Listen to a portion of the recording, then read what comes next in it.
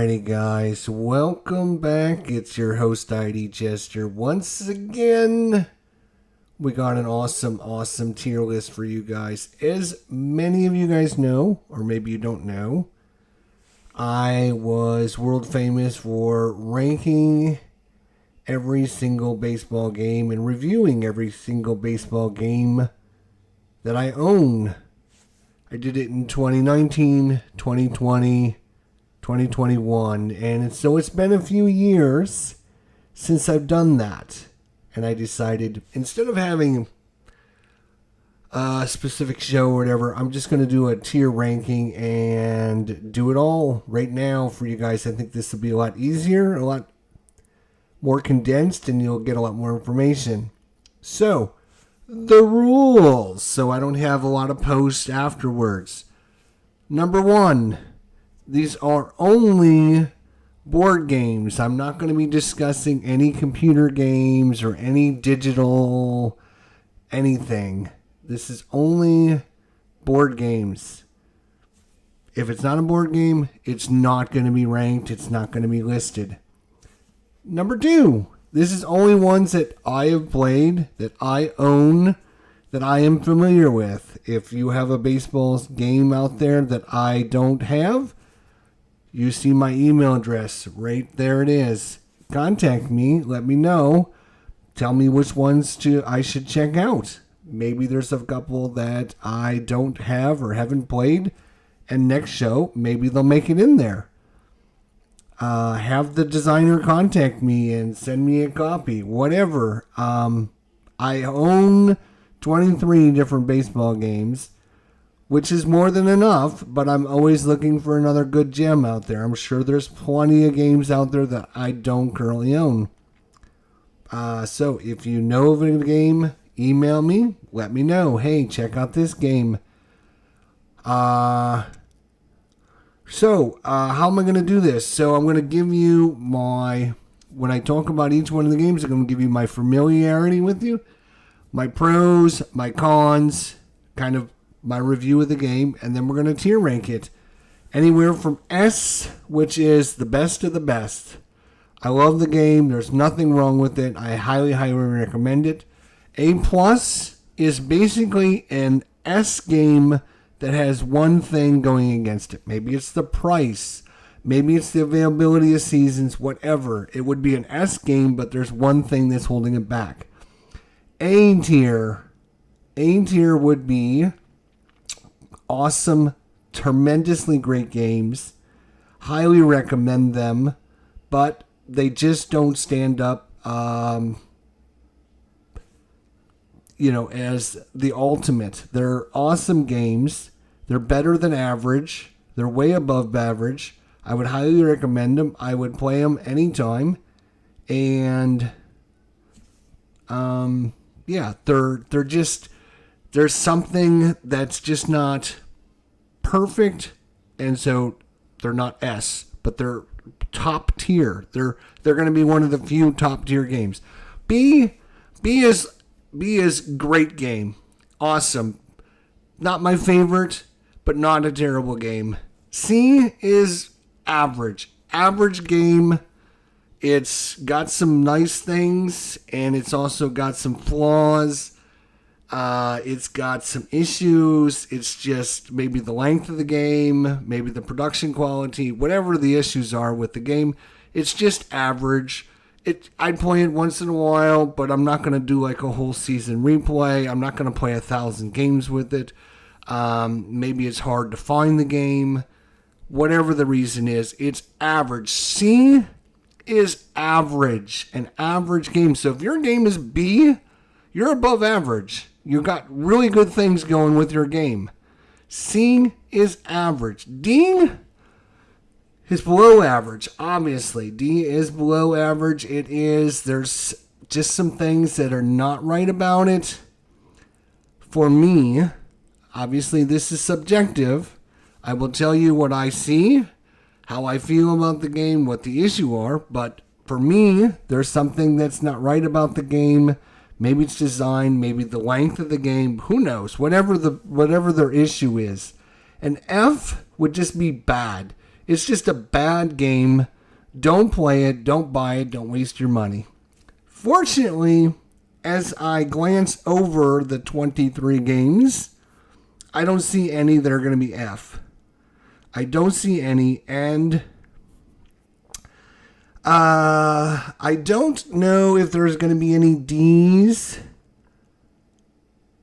There probably isn't going to be any D's either, to be honest.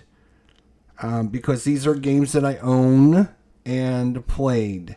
So obviously if I own the game, it's probably halfway decent. We'll see. I might, again, give you my thoughts, opinions, and everything might change when I compare at the end of the video. At the very end, I'm going to look over and review what I did and say, this needs to go up, this needs to go down, whatever. So where I put the game might not be where it ends up. So you should probably check at the end. Again, these are games that I play, I'm familiar with, I bought, I purchased, I owned, I have played on my channel. If it's a game that you love and I have not covered it, then you need to let me know. Send me the information so I can put it on my review show for next year. Again, these no digital. We're not going to talk anything digital. This is strictly card and dice board games. Let's get to the list, shall we? All right, and in no particular order, because it just happens, I was taking screenshots.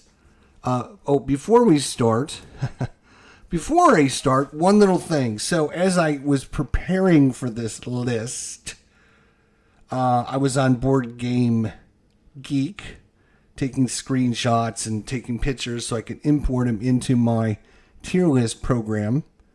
And you will notice that there is a bunch, and I'm talking a bunch, of games on this list that do not have a logo or a BoardGameGeek page, or they're hard to get information on them.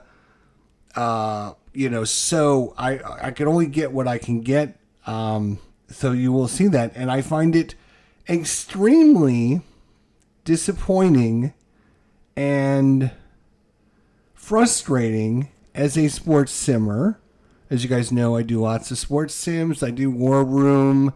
I do war games. I do board games. I do any kind of games. I do card games. You name it, I play it. It's very disappointing as a sports simmer to not see these companies or people that are designing these games not spending the time and effort to make a logo for their game and create a BoardGameGeek page for themselves. And it's very disappointing that they don't have this, and they wonder why they're not getting as many sales, or they're not as mainstream or as popular as other games. It's because they're not putting the effort into it. So for shame on you if you're doing that. If you want your game to be mainstream and you think it's a good game, you should put the effort into creating a BoardGameGeek webpage, name, title, logo, everything. Get it done.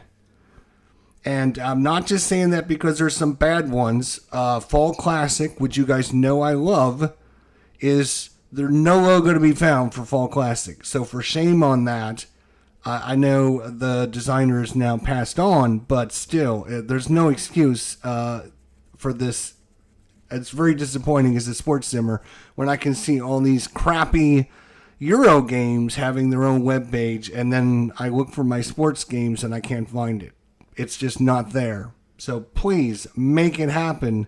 If you're watching this, let your companies know they can make this happen. And they should make it happen. Now let's get to the show, because that's why you guys are here. All right, here we go. Phoenix Knight, what's going on, buddy? Yeah, put your money where your mouth is, exactly. Here we go. It is the baseball review show again, and I'm not going to go back to this back and forth. I'm going to say this one more time. This will be my Don't Ask for a Review show. This is my baseball review show for 2024.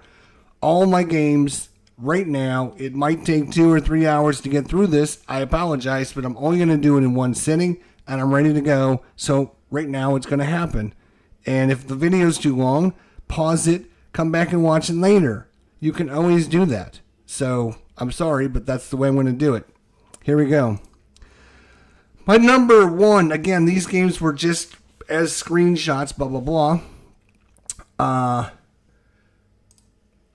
The first game we're going to talk about is Deep Dive Baseball. They do have a BoardGameGeek. I'm going to let you guys know which one they do have. They do have a BoardGameGeek webpage. This is a game released in 2016. I was very familiar with this game. I played it many times. In fact, we did a developer, when Deep Dive was first released, I was one of the first people in the world, yes, the world, to cover this game. And the designer ended up coming on my show, and they were not selling printed copies of the game. And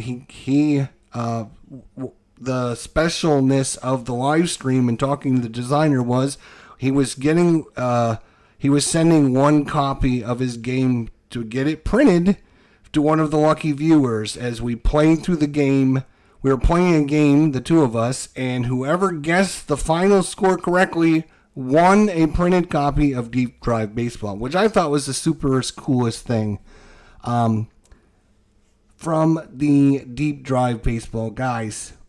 So that was super cool, and they did that, and awesome stuff. I kind of fell out of love because, again, I'm going to give you guys my honest, you guys know this, I'm going to give you my honest opinions on everything, whether I hurt someone's feelings or if I talk bad about your game. I apologize. It's just I'm going to give everyone my thoughts and opinions. I like Deep Dive Baseball when it came out. It was a quick game system. The out results were on the player cards. It had some neat ideas, but I kind of fell out of love with it because there is, how do I put it?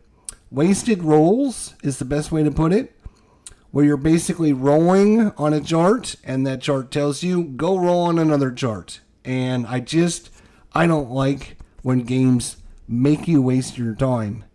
If you wanted me to roll on the second chart, why didn't I just roll on the second chart to begin with?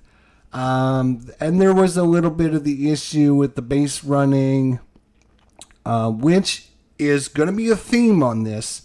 A good baseball sim is going to have some kind of interaction with the pitcher and the batter. It's also going to have a good way to simulate base running for you, either with fast action cards or charts or whatever that's easy to perform on and take care of.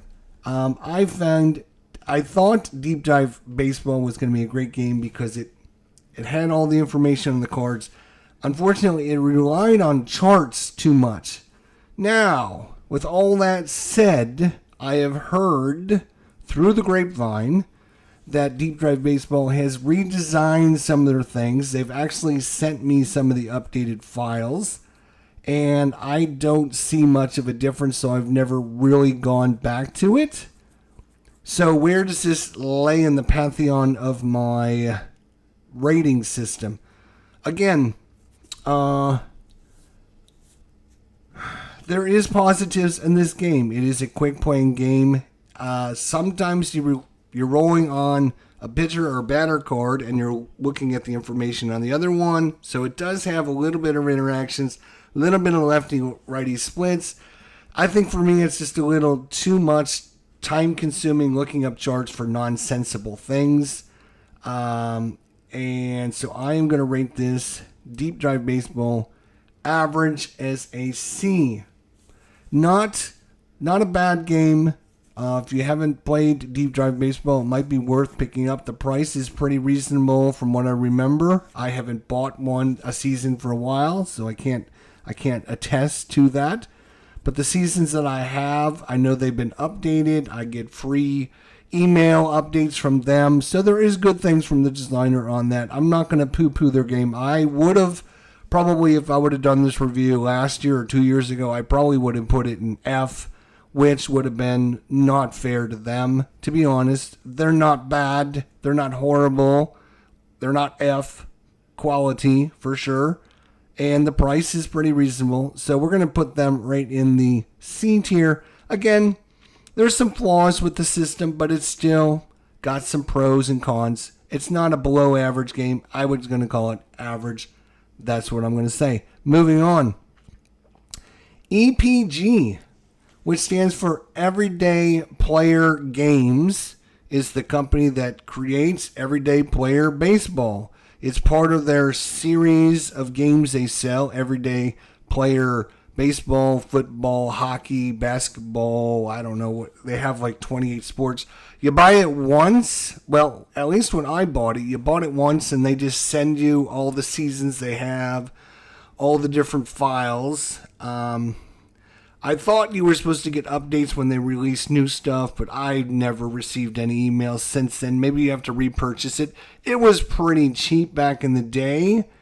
I'm going to say I probably bought it maybe 10 years ago, 5 to 10 years ago. There is no everyday player game on BoardGameGeek. There is no webpage for it. There is their own logo that they have on their webpage, but that's it. Again, it's pretty decent information. They're still releasing new seasons for it. It's one of these games that is very unique ideas, because I think it's like one person. It's like one or two people that created this. For the baseball sim, because that's what we're talking about, it's the baseball. I could get into the football or the basketball or the hockey, but that's a different story. The baseball sim, you're rolling 2d6, and it basically gives you the result of what kind of pitch it was, whether it was a fastball, a curveball, or whatever. And it was a neat idea. I thought it was pretty neat. The plays resolved pretty quickly. It was just kind of different. It was different. The best way I can put it, I guess. I played it a few times. Unfortunately, after I played it a few times, I just realized I'm just not into the game as much as I thought I was going to. It was a little just too generic. I like to have a little more meat on my bones. I like to have a little bit more essence to it. If you want a very basic introductory game, you're trying to get into sports, it might be a great way to start, because it was like very cheap. You get a whole bunch of stuff. You get all the charts and all the seasons that are created, and it might be a great stepping stone. But for somebody that's been playing for many, many years and have played 20 different baseball sims, you're going to find this one a little light. I'm going to say, again, I'm going to make this a C. There's nothing wrong with it. It's fine for what it's trying to do. I think it's trying to be a very light-hearted sim. It ends up being a very light-hearted sim. It's not a lot of meat on the bones, but it doesn't take like 3 hours to play it either. So there are advantages in that as well. So Everyday Player Baseball, not bad. Again, it's been a long time since I played this one. They might have updated their policies on purchasing. They might have updated the policies on what you get when you purchase it. Pricing might be different now. I'm just telling you what I remember from when I bought it. I think it was like $15, and you got the baseball, football, hockey, and basketball. I think you got all 4 sports with all the files for like $15. So it's a great stepping stone, a great way to get into sports sims. A great game to try because it is different. It's not your regular game with a card, two players with the cards going at one another. It's kind of an abstract game, if that makes sense. Moving on. What do we have here? What is this logo you speak of? Oh, this must be the logo. Let me just double check and make sure that's the logo for Status Pro.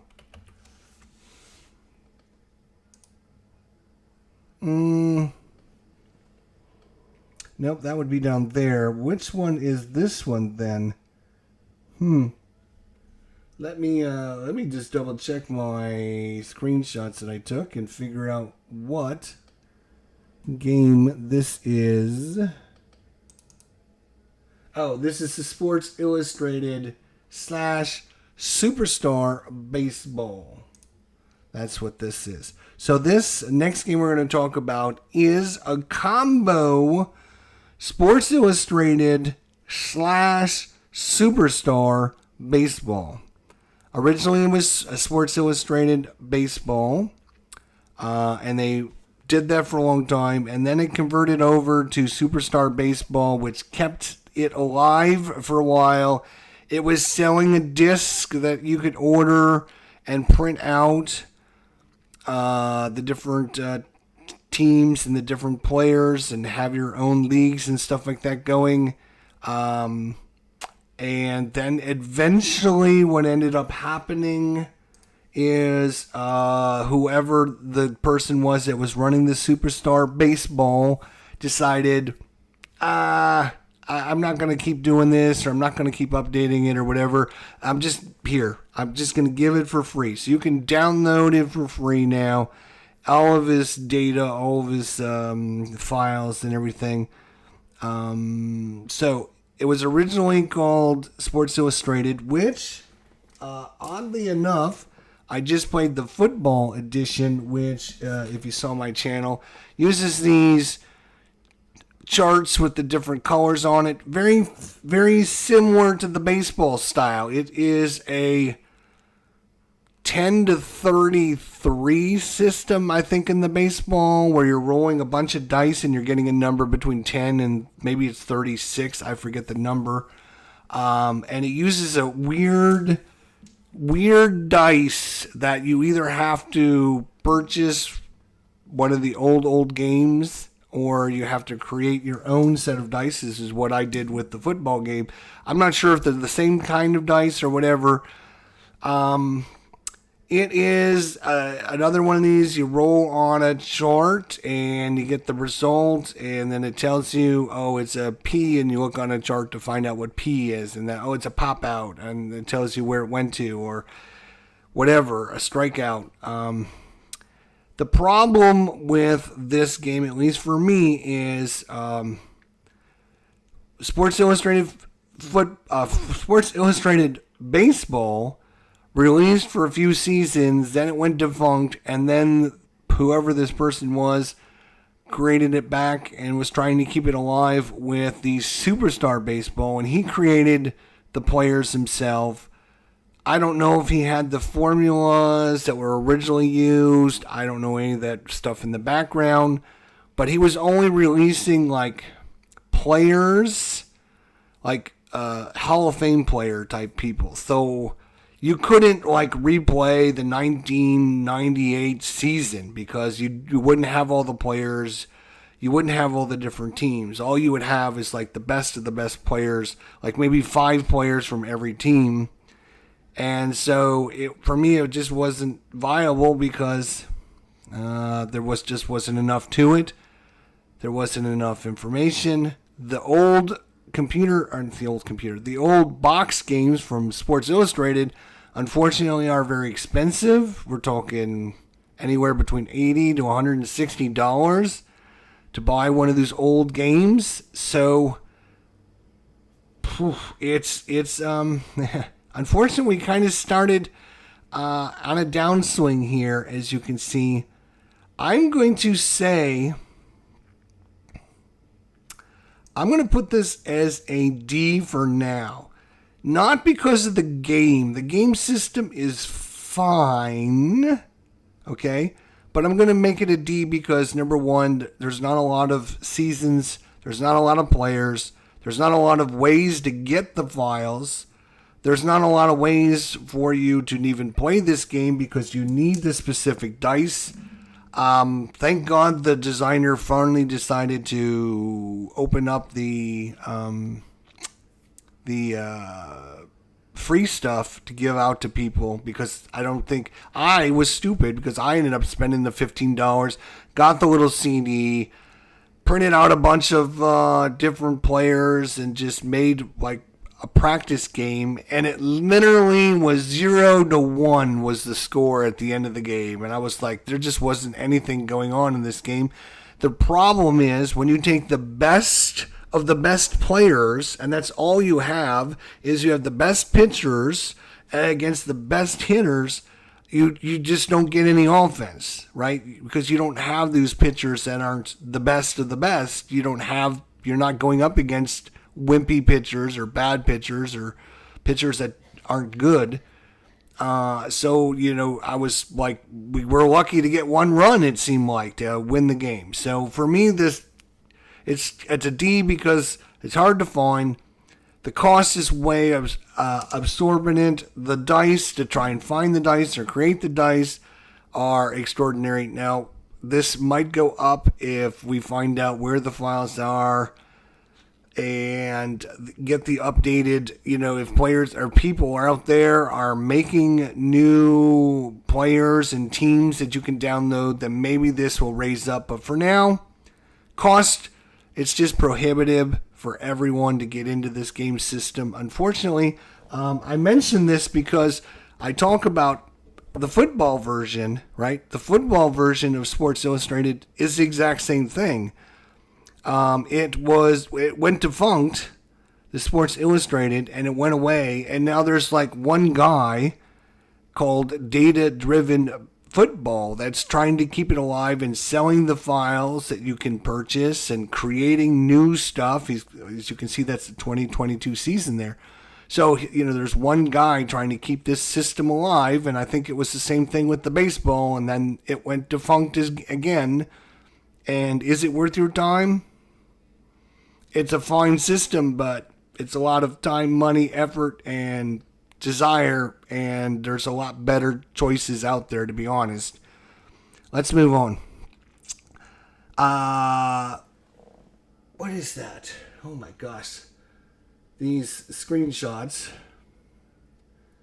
Oh, they're available on eBay for like how much though? Are we talking how much of the dice? Are we talking $20, $30 just for a couple dice? It's crazy, I know. They're not cheap.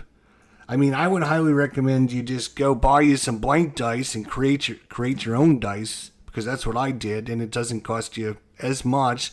You can order the old dice, but it's just, is it worth it to play a game that's defunct and you only have certain players to get to? Again, maybe people have the code and now they're making more teams and players, and I don't know about it. If you do, email me, let me know in the information down below. But for me, it's just a D game. It's just cost prohibitive, time prohibited, not enough out there, and it's basically a dead game. All right, moving on. And I have to see what this screenshot is. All my screenshots didn't zoom in very well.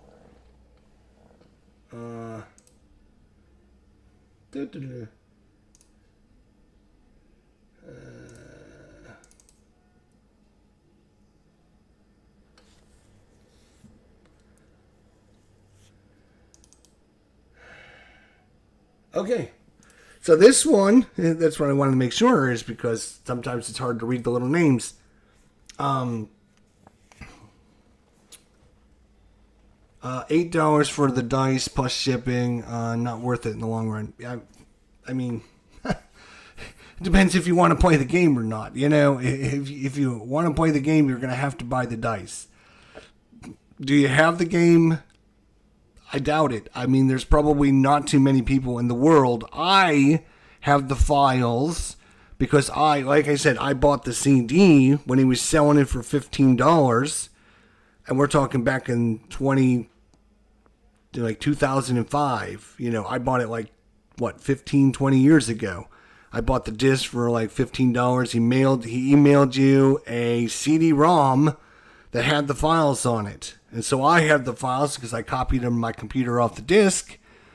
So I have the original files. And let me tell you, there is maybe, if you're lucky, 3,000 players total to play. I mean, there's maybe 3,000 players, and that's it in the history of baseball. I mean, these range from 1911 all the way up to 2020, or whatever season it was. So you only get a couple players per season. I mean, maybe 20 or 30, maybe 100 players per season. So you're getting like the best of the best. And again, to put the best of the best up against the best of the best, you end up getting these weird games. It's just no fun for me anyways. For me. Next up on the list to talk about, because I'm done talking about a D game. I'd rather spend my time talking about the good games, not the bad ones. Let's talk about the good ones. This is a game I purchased last year at November time. At the Dave Garner did a awesome Black Friday sports sim holiday special show. Him and Ron Juckett, and they announced a few games that were on sale, blah, blah, blah. And one of the ones that was on sale, or one of the, I think it was Downey Games, had a game that I had never tried, and it was called Back to Basic Baseball. Back to Basic Baseball. BBBBB. Back to Basic Baseball. Oh, and Dave Garner's in the chat. Hello, Mr. Dave Garner. So I picked that up at Thanksgiving time, when he did his awesome holiday. So thank you for doing that, because without him announcing that and giving, people information and blah, blah, blah, I wouldn't have went, oh, hey, I should go see what they have.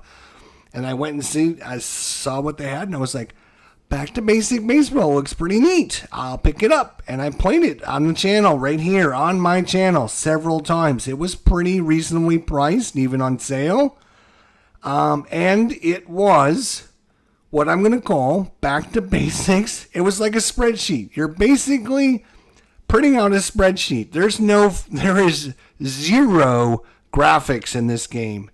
It is an Excel spreadsheet that you're playing on. And then you're just highlighting the player line or moving a sheet up to cover, so you can read what the player is, and you're rolling on a couple charts to get the result. It is Back to Basic is a great name for it. Now, that's not to say there's anything wrong with it. It's just, it was very, just back to, you're playing game off an Excel spreadsheet. There's no fancy graphics. It was very cheap. They had quite a few seasons, as I recall. There was a lot you could print out, lots to play with, lots of seasons. They had a ton of seasons. So there was a lot of good things in this very cheap, reasonably priced game. And what I'm going to do is I'm going to give this our first B ranking because it's above average. It is above average. Yes, it is very, how do I want to put it? Very basic. You're not going to get a ton of fancy things, obviously, hence the name. You're not going to get a lot of fancy things, but because you're not, whenever you increase complexity or you increase and add things to a game, you add to the time as well. This is a basic game, so there's not a lot of complexity, which means it tends to play faster. It tends to play smoother and easier because you're not looking up a whole bunch of different charts. You're not trying to find a bunch of information that you've never heard of before. This is downright back to basic, 1960s spreadsheet baseball. If you wanted to play 1960s spreadsheet, print out your team on an 8.5 by 11 sheet of paper, set it on the table, and go against your opponent who brings his sheet, and you both have a pen and an eraser in your hands. This is the game for you. There's nothing wrong with that. I enjoyed that because you're going to hear later on when I'm bitching and complaining about these companies that are charging $120 for a season file, right? Back to basic, you're spending $15 and you're getting like 80 seasons worth of baseball. So, yes, it is very generic, but you're getting a ton of value for what you're getting. I love it. And I'm going to put it at B. It might go up to A. It might go down to C. Let me see how the rest of the things shake out. Thank you. All right, moving on, because I don't want this show to be 12 hours long. Next up is what I've been saying for, I don't know, the last 10 years, that NPNG Plus is the best value in sports sim baseball. Period. It is the best value. Why is that? Because it's zero. You get a ton of stuff there at NPNG Plus. We're talking about National Pastime Next Generation Plus. And you do have to put the plus on there because it's different than Next Generation. It's the National Pastime Next Generation Plus. You get a ton of seasons. Everything there is free. So let's start there. Free is usually good. I don't know about you. I own thousands of games, and it costs me tons and tons of money. I like to get free stuff every once in a while. I'm sure you guys like to get free stuff every once in a while.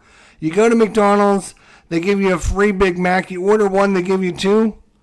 It's free, right? You're like, wow, I made out on the deal. That's the way it makes you feel. It's like, I'm getting the 1987 baseball season with all the players for free. I feel like I'm stealing. I'm getting something really, really good for free.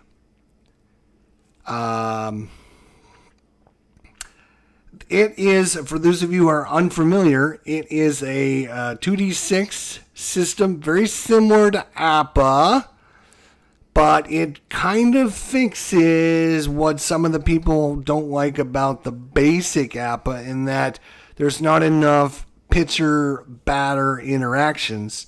What NPNG Plus does is anytime you roll a 1, 2, 3, 4, 5, 6, 7, 8, 9, 10, or 11, which are the normal hit results, you're going to roll on the pitcher to find out whether or not it's a hit or an out based upon the lefty-righty matchup that's going on. So if you like lefty-righty matchups, if you like more pitcher-batter interaction, this might be the game for you. Because again, they have, I'm not saying they have every single season, but they have most every single season that you would probably want to play.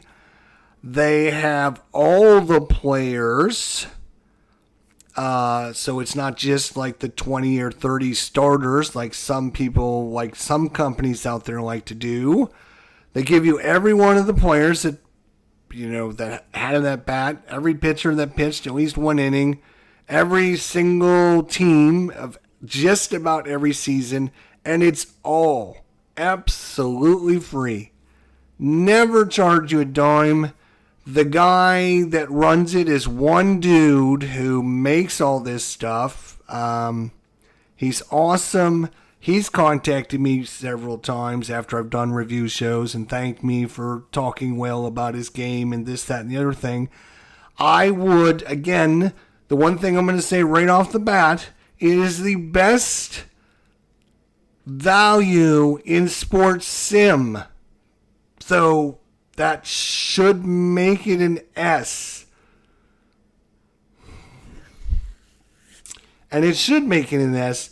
But what I'm going to do is that's not what I need to do. That's for sure. I have to actually go over to here. I'm going to put it in the A+ category. And the reason it's not an S is it doesn't have anything to do with the game. What it has to do with is you as the player have to create the cards yourself. So you're printing cards, you're cutting cards, you're organizing stuff. I know I don't mind doing that. Dave Gardner doesn't mind cutting cards. There's a lot of people out there that don't mind cutting cards. But there is a lot of people that refuse to print out and cut their own cards. I am not doing that. And if you don't want to do that, then you won't be playing NPNG Plus, because they don't print out seasons. There's no way to do it. You have to cut and print it out yourself. So that's kind of the one caveat. But again, I don't mind doing that. A lot of people don't mind doing it. I've had 2 or 3 different seasons that I've printed out here, and it's been great. And I would give it an S if it wasn't for that fact that I have to manage it. If there was a way to get free printed out seasons, then it would be an S tier. But I think we all know that's you know what? No, we're gonna leave it right there for now. Let's move on. All right.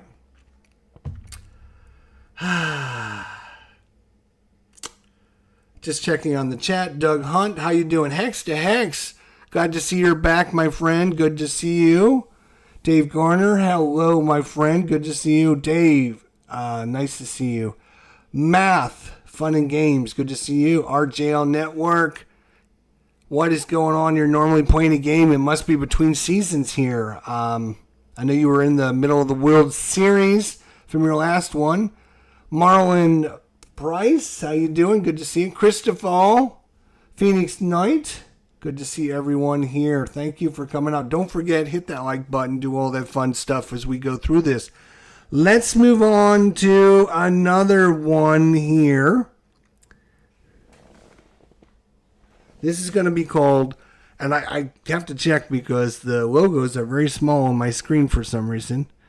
This is called Pinar Baseball. So, Pine Tar. What do I think of Pine Tar? Pine Tar, for me, is a great little fun system. It is very smooth. It plays really well. There is on some of the rolls, you get a pitcher-batter interaction, but not all the rolls. And most of the rolls are resolved in one quick die roll. You roll the dice, you get a result. Not all the time, but most of the time. You might have to re-roll on a chart once in a while, but some of the time you'll get a result in one roll. It's pretty quick playing. I guess the one, I'm not going to say issue, but kind of the one thing that knocks this down is because I think, and I could be wrong, the designer was sick for a while or injured for a while, and so he wasn't pumping out the seasons very quickly or as quickly. So there's not a ton of seasons. I know when I purchased it, I purchased the 2016 season, and I got it shipped to me in 3 days, and even though the person was sick or injured, and I felt really bad, I found out afterwards that, oh my God, you don't rush my order out if you're not feeling well. Good Lord, dude, stop, But thank you for that. So the company or the person that is behind this, I know Kurt Berglund, and I don't know if he has a relationship with that person or Kurt is part of that. And I love Kurt Berglund, so I don't know. I don't know that part of it. All I know is my interactions that I've had, which have been great. I know Kurt Berglund support this company or person, and Kurt has made stuff for season files and stuff. And again, it's a very interesting, quick system. Again, you have it has some interesting ideas that other games don't have. The one thing that I think is really neat is they have a pitcher grade for each of the pitchers. For the first time they go through the lineup, for the second time they go through the lineup, and the third time they go through the lineup, which I think shows pitcher the first time is really good. The second time, not so much. Maybe I need to take him out. So you have that, brings in a little bit more strategy to the game. It is a quick playing game. It is, again, another... For me, kind of a downside is it doesn't come with cut cards. The cards, at least when I ordered it, again, things might have changed since when I ordered it, but the cards come on 8.5 by 11 printed sheets, and then you have to either keep them and just use 8.5 by 10 sheets, or you have to cut the cards out yourself. I ended up cutting all the cards out myself. I'm sure some people do it without cutting the cards, but then you're, flipping sheets back and forth. So there's different ways to do that. So again, that kind of, for me, was there's some work to put the game together, which is fine, right? Which is why the price is probably really reasonable, because they're not, the company that's creating it isn't paying for shipping or cutting the cards, and you're saving a little bit of money so that you can do that yourself. So, okay, I'm clicking on this. Thanks. Make that a little bit smaller. There we go. So Pine Tar. Again, I think it is above average. I'm going to give it a solid high B, no A. If I was going to rank it, it's going to be not quite an A, just because, again, you got to spend some time making it yourself. There's not a ton of seasons available, and you can't get everything that you want from that company. All right, next up is let me look at my screenshot again, because the screenshots are so small over here. That is, yes, that is that one. Okay. The next one, I can almost guarantee when I talk about it, 98% of you baseball simmers out there are never heard of it before. And I've talked about this game many times on my channel. I've played it many times on my channel. The name of this game is called IBL. It stands for Internet Baseball League. IBL. Internet Baseball League. IBL. And again, this might have changed, but 10 years ago, 5 years ago, what they were doing is they had an Internet Baseball League with teams, and they would create the cards for their league, and then when the league season ended, they would release those cards to the public, and you could download them for free. It is basically a pursue the pennant system, which is 000 to 999. The first 500 numbers, or 000 to 499 come off the batter card.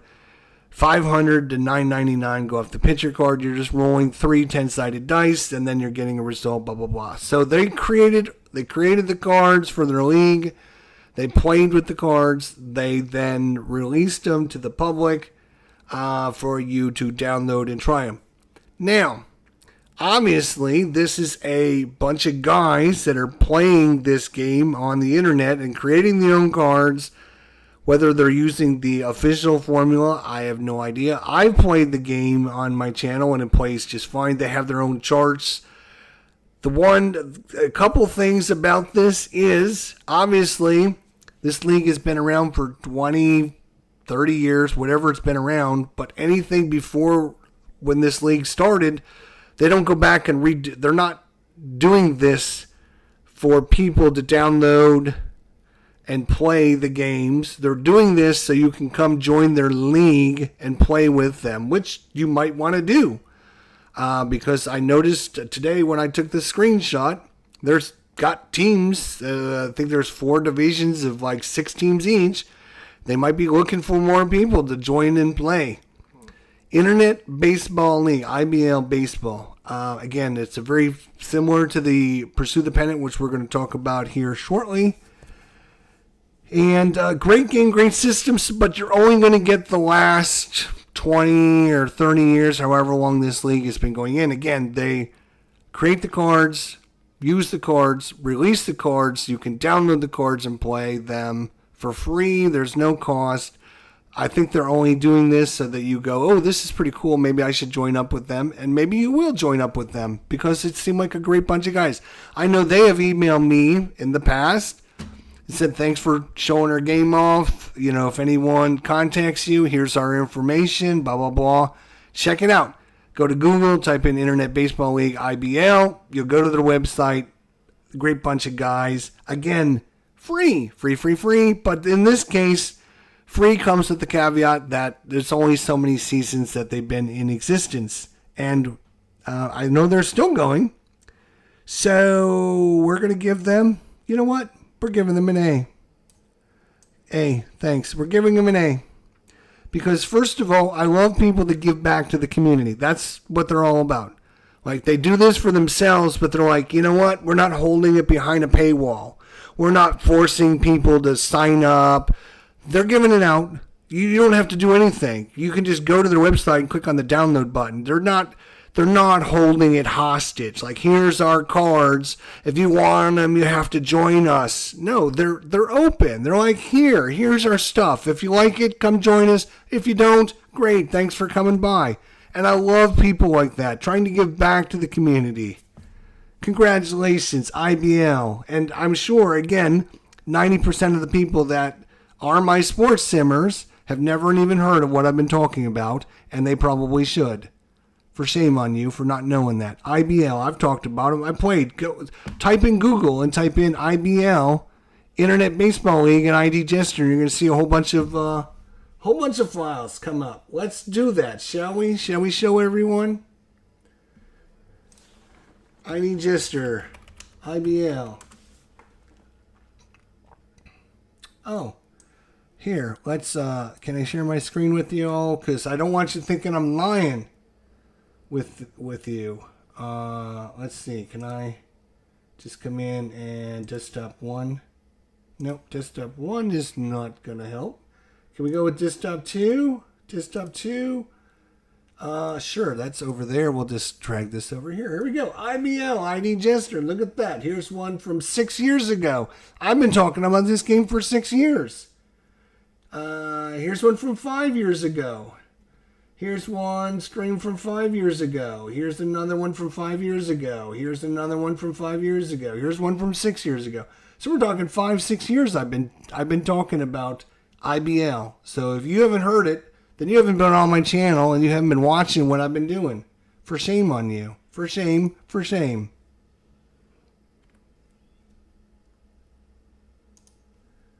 You should be coming to my channel and watching every single thing I do. You would be a much more educated person. All right, next up is another... Boy, when are we going to get to the good ones? I don't know. This is another defunct game that was around for a while. It's called Dice Baseball. It was actually Dice Baseball, Dice Football, Dice Boxing, and Dice something else. At one point, you could purchase the files from whoever the person was that was, creating it and selling it. He had a few seasons available. Quite a few seasons. I would say maybe in 20 to 30 range, somewhere around there, I think. But the seasons were like $5 a piece or something. And it was interesting, little quick game, but it was another one of these things where you're rolling dice after every single play to see if there was an error on the play, and it was like dragging the game out, and trying to remember to do that every single time was a pain in the butt. Then through the grapevine, I heard that the person was still selling them, but not sending the files to people. I don't know, I stopped ordering things since then. I don't know if things are back in business. All I know is I've been contacted in the last, say, 5 to 10 years from several people saying, hey, do you know anything about this? I see you've done Dice Baseball. I've ordered these files. I haven't heard jack from whoever it is. And the dude's taking my money. So at this point, Dice Baseball, I'm going to put it as a D. Because, again, I can't recommend you spending your money and not even getting anything for your return. Again, it wasn't very much. It was like $5 a season, somewhere around there. It was like a D100 system. You're rolling D100 on a player's card. It gives you the results. Sometimes you need to look at the pitcher card to find the results. There's a couple charts, not too many charts. It seemed like it flowed pretty good, but I'm going to give it a D because I don't want anyone out there to waste money trying to find these files or get these files or order these files. If it's defunct, it's defunct. Just let it go. Just let it go. Let it go. All right. Carlo, what is going on? Thanks for coming by. We do appreciate it. Thanks, everyone. I'm not really talking with you in the chat tonight. I do appreciate everyone here and, putting your voice in there. I am just doing my review of all my baseball sims out there. We are all moving on. Again, I would rather talk about the good games. Hopefully we'll find a couple out there. What is that screenshot? Again, the icons are so small. I have to look at my that was back to basic baseball. What is that one?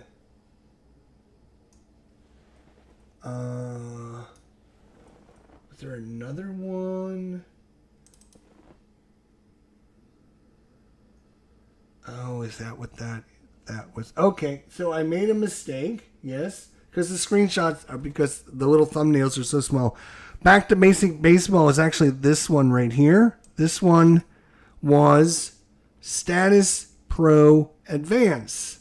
Okay, Status Pro Advance. And you will notice later on over here towards the end, you will see Status Pro Baseball over at the end.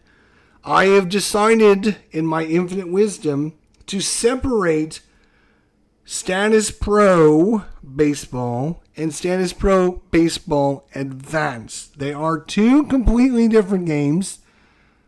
The same system, but what they are and how they do it and the cost and price and availability and this, that, and the other thing is completely different. So, quick history lesson for you. Status Pro Baseball back in the 80s was released a few seasons. It's kind of popular. A couple seasons go, and then nobody's playing baseball sims anymore for some reason in the 90s, and so whoever created it just said, I'm done with it. I'm done. So there was some enterprising people out there that were like, hey, since you're not doing anything with it, would you mind if I do it? And the guy's like, I don't care. Do whatever you want with it. So they did. They created their own seasons, their own files, their own everything. That is Status Pro, right? So the person that originally created Status Pro said, blah, I don't care. And then he decided, yeah, I do care. But the statute of limitations on him giving away the game had expired, so he couldn't get the rights back to the game that he originally created or was developing or whatever. I'm not sure the exact history. I'm just giving you my history lesson as I know it. So the guy says, oh, well, I want to create the game again. And everyone's like, too bad, you gave up on it. And so he's like, okay, I'm going to create a new one. And I'm going to call it Status Pro Advance. It's going to be the same game, but better. And in my opinion, my humble opinion, it is the same game, but better. It has great batter-pitcher interaction because you're rolling 2d6 and you're looking on the pitcher card, and each pitcher is individually rated versus left-handers and right-handers on whether they have control or not. The better pitchers have like 2 to 9 or 2 to 10 on a 2 to 12 system. So you can see better pitchers have more chance of the result coming off of their card, which is usually better for the pitcher. And then you're rolling a 2d8 system to get the result of what happens. So you're looking at 2d6 to find out, am I looking at the pitcher card or the batter card? And then you're looking at a 2d8 system to find out what the out was or the result was. Now, there's a lot of really, really, really cool things that Status Pro did. with this game, but there was some issues. If you play Status Pro by the rules, there are some issues that I have with it, and we'll talk about that when it comes up. But Status Pro Advance fixes some of those issues where you're not rolling 2 or 3 times to get a result and then have it say, oh, reset and start the at bat over again. I actually played Status Pro the other day on my channel because it's part of Digital Diamond now. And I played the Status Pro, and there was several times where we rolled several times to find out, oh, start over. We didn't get a result.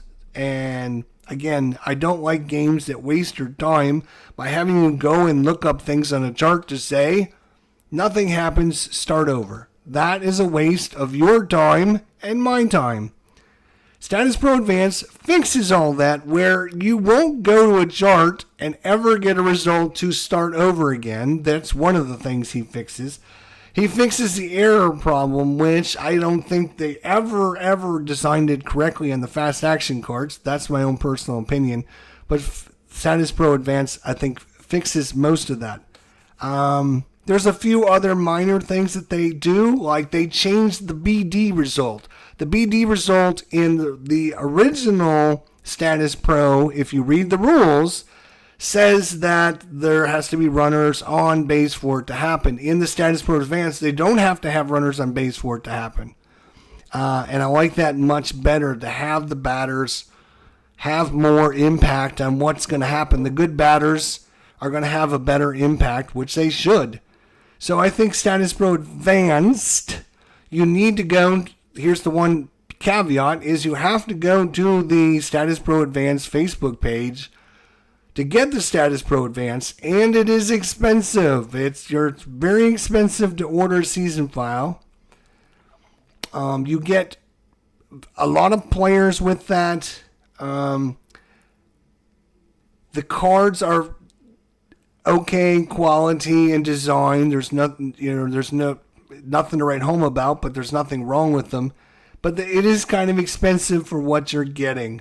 And that's because you're getting a better, more defined, more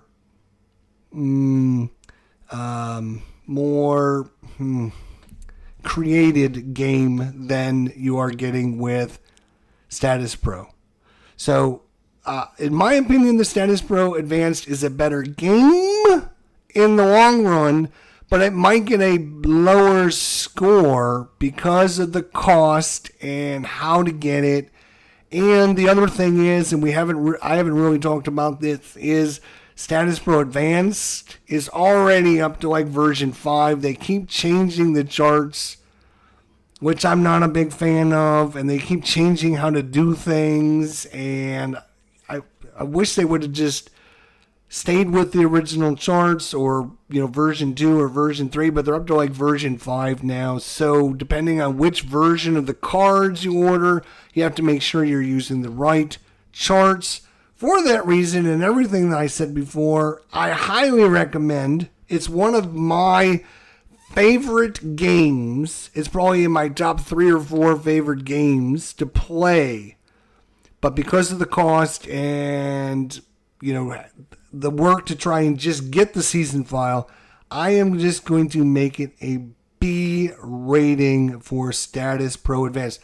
Great game. If you can get the files, or if you can get a season file from somebody for cheap, Status Pro Advanced, get it.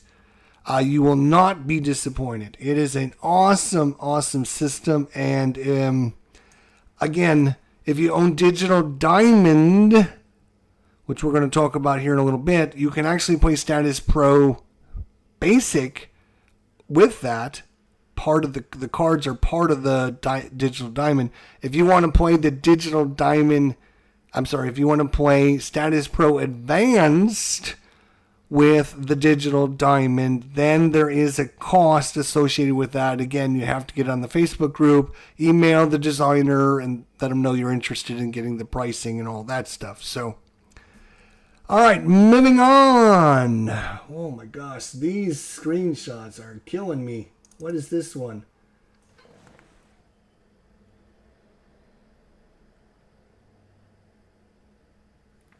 Huh?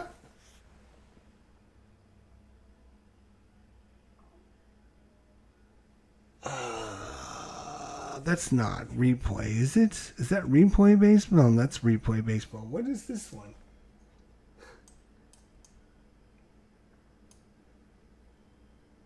I don't even sure what the screenshot is, to be honest.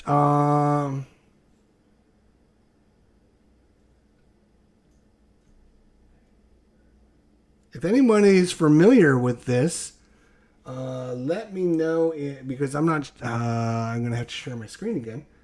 But hang on. I'm not even sure, to be honest. Let's see here. Let me share my screen with you guys. Which was, that's not my screen, dummy. Which one was sharing my screen? Was it this one? No. Okay, here we go. Okay, move that out of the way. So this is the screenshot of this, but I don't know what this game is, which one it is. Because when you zoom in, all it does is turn into like Chinese letters up here. I'm not sure which one this is. Somebody in the chat might be able to help me out with that, because I'm not even sure. So we'll move on for now. I'll come back to that one in a minute. That's crazy. Oops, let's go. There we go. If you are familiar with whatever this game is, let me know in the chat below. I'm sure I'll remember it when I look through the list of games that I might have missed, but come on. There we go. Okay. All right, here we go. So we're moving on right now. Oh, you're right. It is Dice Baseball. It is Dice. It is a... When I was going through, again, I was going to BoardGameGeek and I typed in Dice Baseball. This game came up. I took a screenshot of it. And then I was like, wait a minute, that's not right. So I typed in Dice Baseball again and I got the proper logo.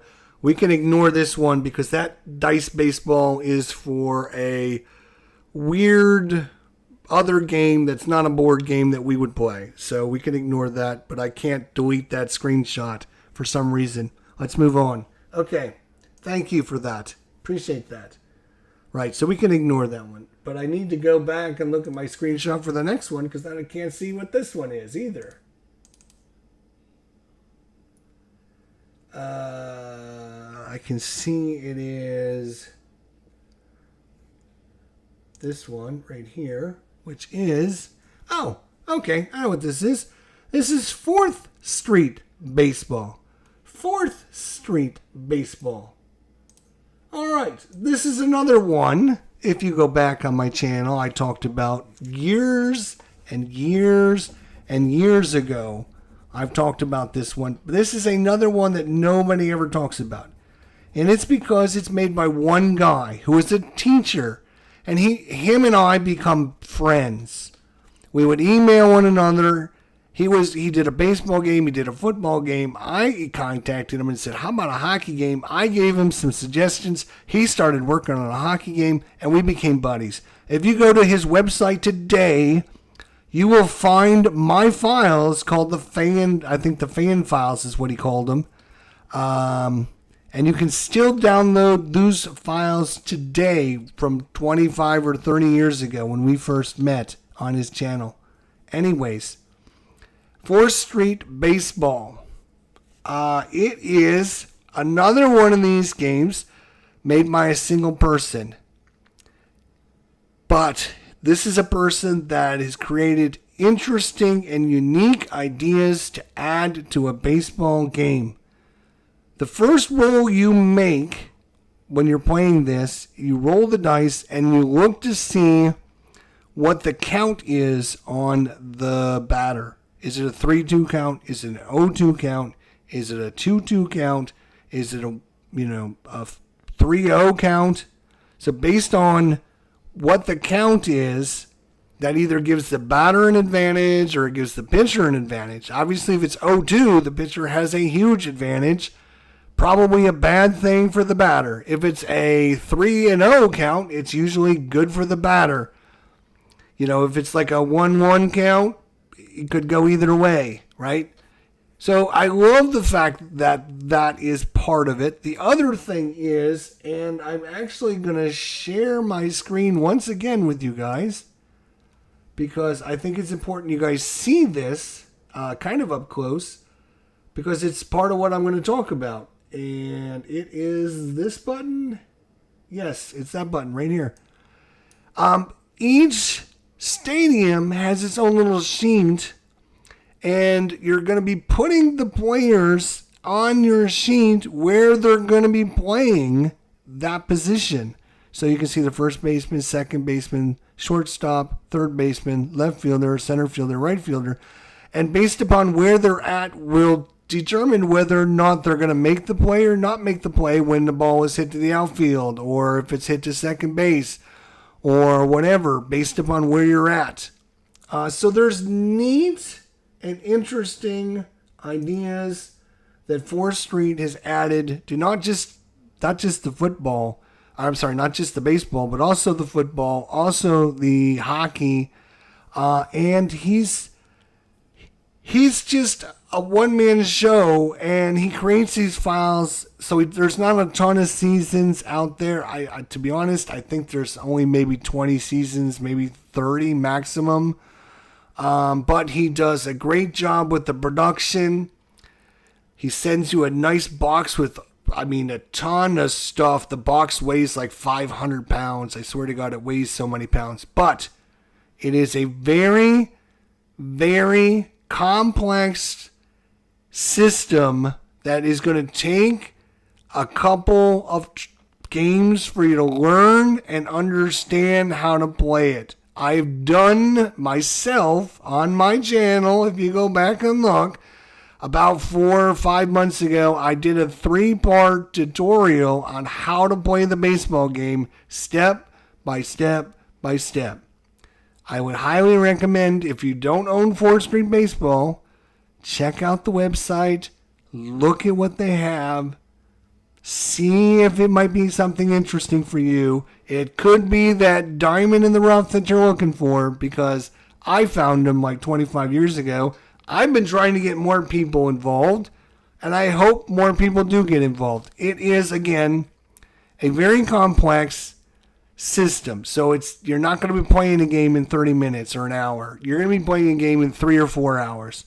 But if you want if you want the weight of the game, and you want to feel the weight of the game, you're not going to do any better than 4th Street Baseball. I'm giving this one not that one, we'll go with this one. I'm giving it an A.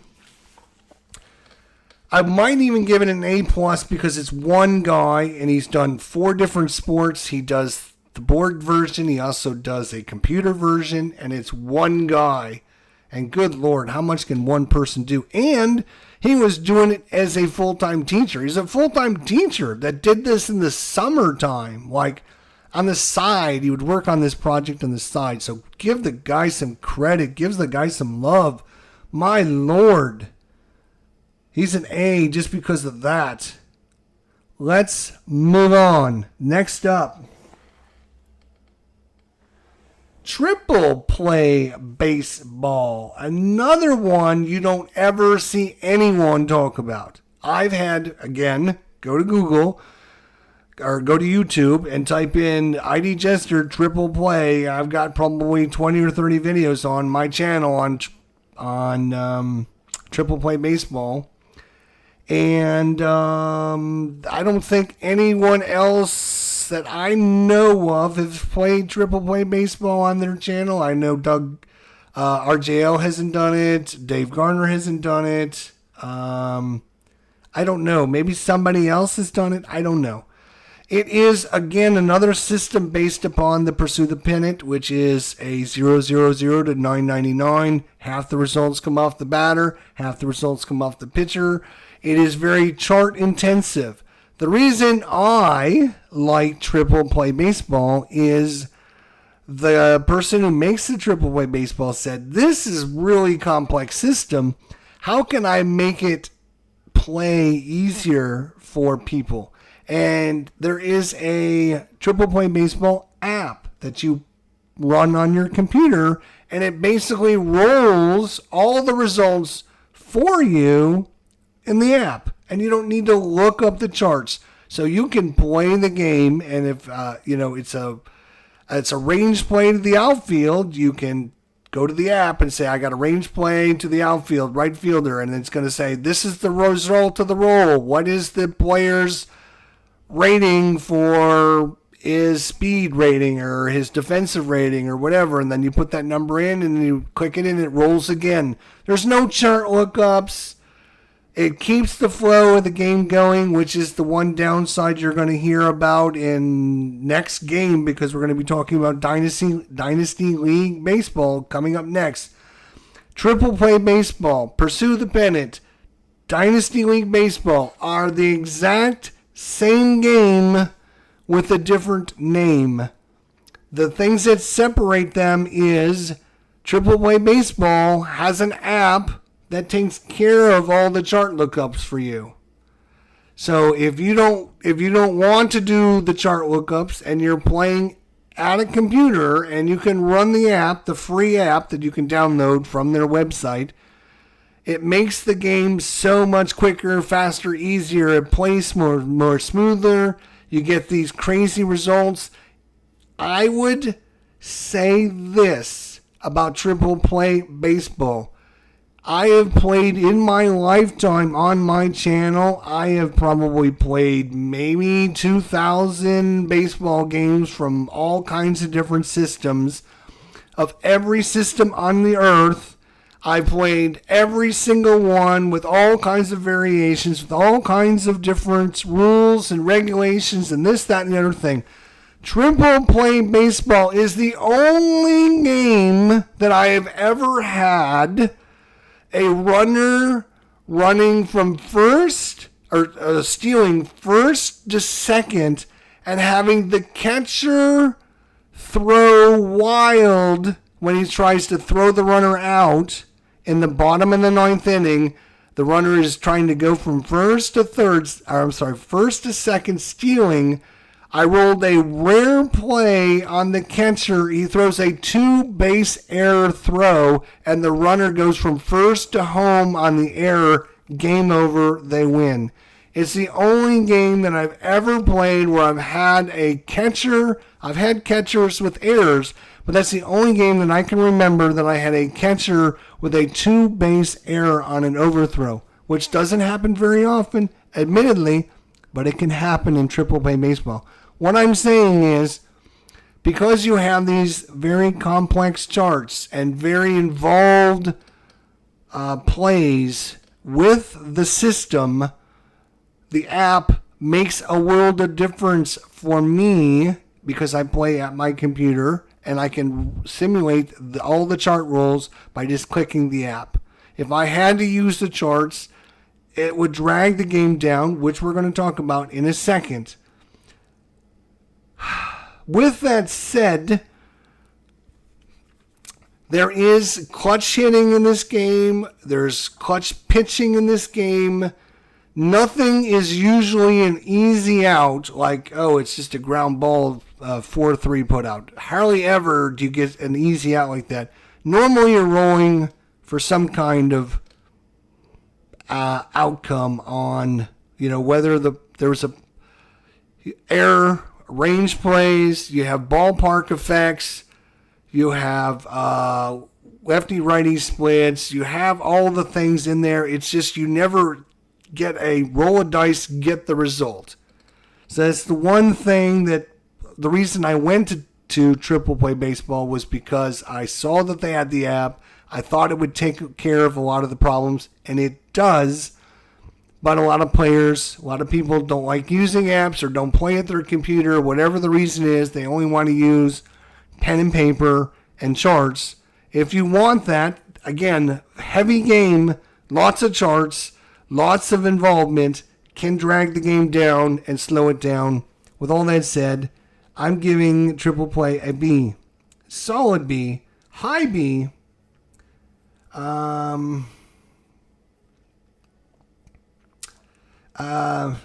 It might go up, it might go down. We'll see.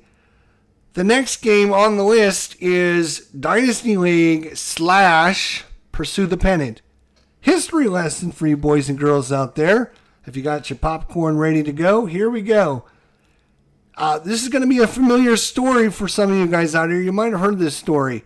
Pursue the Pennant. It was released. It's very popular, and people love it. And they release a bunch of seasons for it, and then whoever owns it says, "Man, I'm not done. I'm not making enough money on this. Nobody's buying it. I'm done with it." He lets it go. People say, "Hey, since you're not doing anything with it, would you mind if I create games with it?" And the engine, yeah, sure, go ahead. And so then you get Triple Play Baseball. You get, what's the other one that uses the same system? Dynasty League, etc., etc. So all these offshoots come. Well, Dynasty League is more popular than Triple Play because they have fancy, super cool graphics, and they have a web page, and they have, you can actually play it online, and they charge you $14.95 a month to play the games, and blah, blah, blah. So it is basically, again, 0, 0, 0, $9.99. Half of them come off the pitcher, half of them come off the batter. It's a chart-driven system. It's the exact same thing we talked about with Triple Play Baseball, except for Dynasty League doesn't have all of the bells and whistles in the app, but what they have done is to make things a little easier or streamlined for the players is they've color-coded things on the player cards so that if you see a lime green result, you know that lime green result might mean that there is a lefty-righty split. Or if you see a dark green result, that might remember that if the pitcher is tired, then he gets this result. Otherwise, he gets this other result. So they color code the cards. Again, lefty-righty split. 50% of the results come off the pitcher. 50% come off the batter. 0, 0, 0 to $9.99. Chart driven, it's a range play to hit to the outfield. You got to roll this. Here's the wind conditions. It might send the ball 5 yards farther. There is, like 380 feet in left field. And then if the ball goes 390, it's a home run. So there is that. But it is another very heavy, chunky game. The disadvantage, I guess, is because there is like a pink color. There's three. There's like a blue, a green, a light green, a dark green, a light blue, a dark blue, a pink, and some other color I think they use. They all kind of blend together on these tiny little cards that they made. Now, with all that said, I think they have released the cards with bigger cards, but the price has gone through the roof. I had the littler cards. I didn't like the cards. I thought about upgrading to the bigger cards, and I said, good Lord, the price on these is expensive. And that was way before the pandemic hit, so I can't imagine what the price is going for nowadays. I know that they're charging $14.95 to play the digital version every month, so I can't imagine the cost for the cards is going to be any cheaper. I mean, I'm sure they're probably a pretty good price for them. So with all that said, how do I feel about the Dynasty League? Again, some advantages and disadvantages to the Triple Play. I'm going to be looking up charts. I'm going to be analyzing different colors and trying to read them on my player card.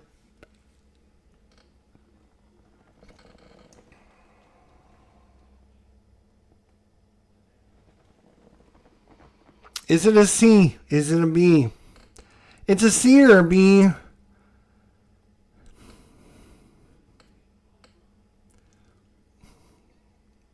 I'm going to say C for now. We might change it later. We might change it later.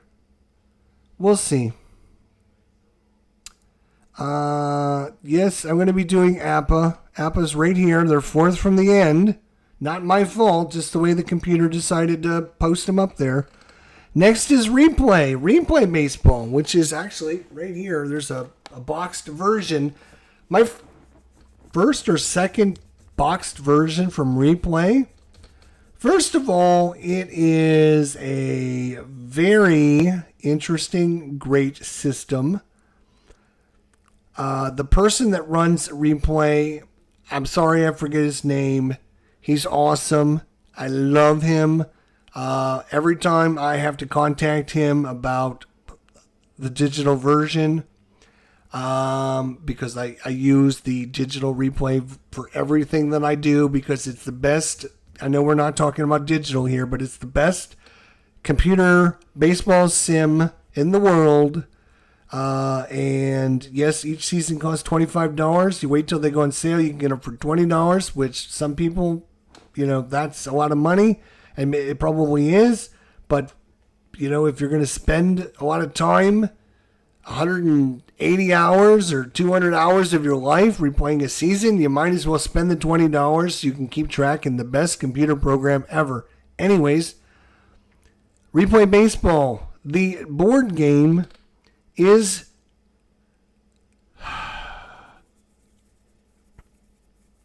it's a chart-driven game where you're comparing the roll on a batter card and the roll on a pitcher card. So if you want to feel like the pitcher and the batter have input in every single at-bats, this is a good game system for you, because you're going to roll 3 dice.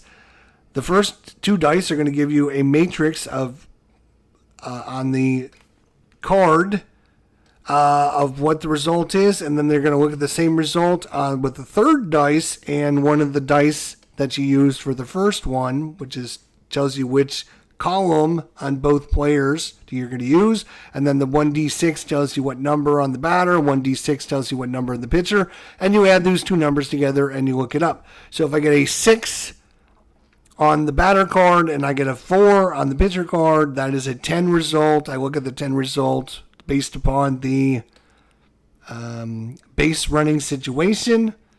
It tells you what it is, whether it's a single, an out, whatever, blah, blah, blah. If there's runners, it tells you the runner advancements.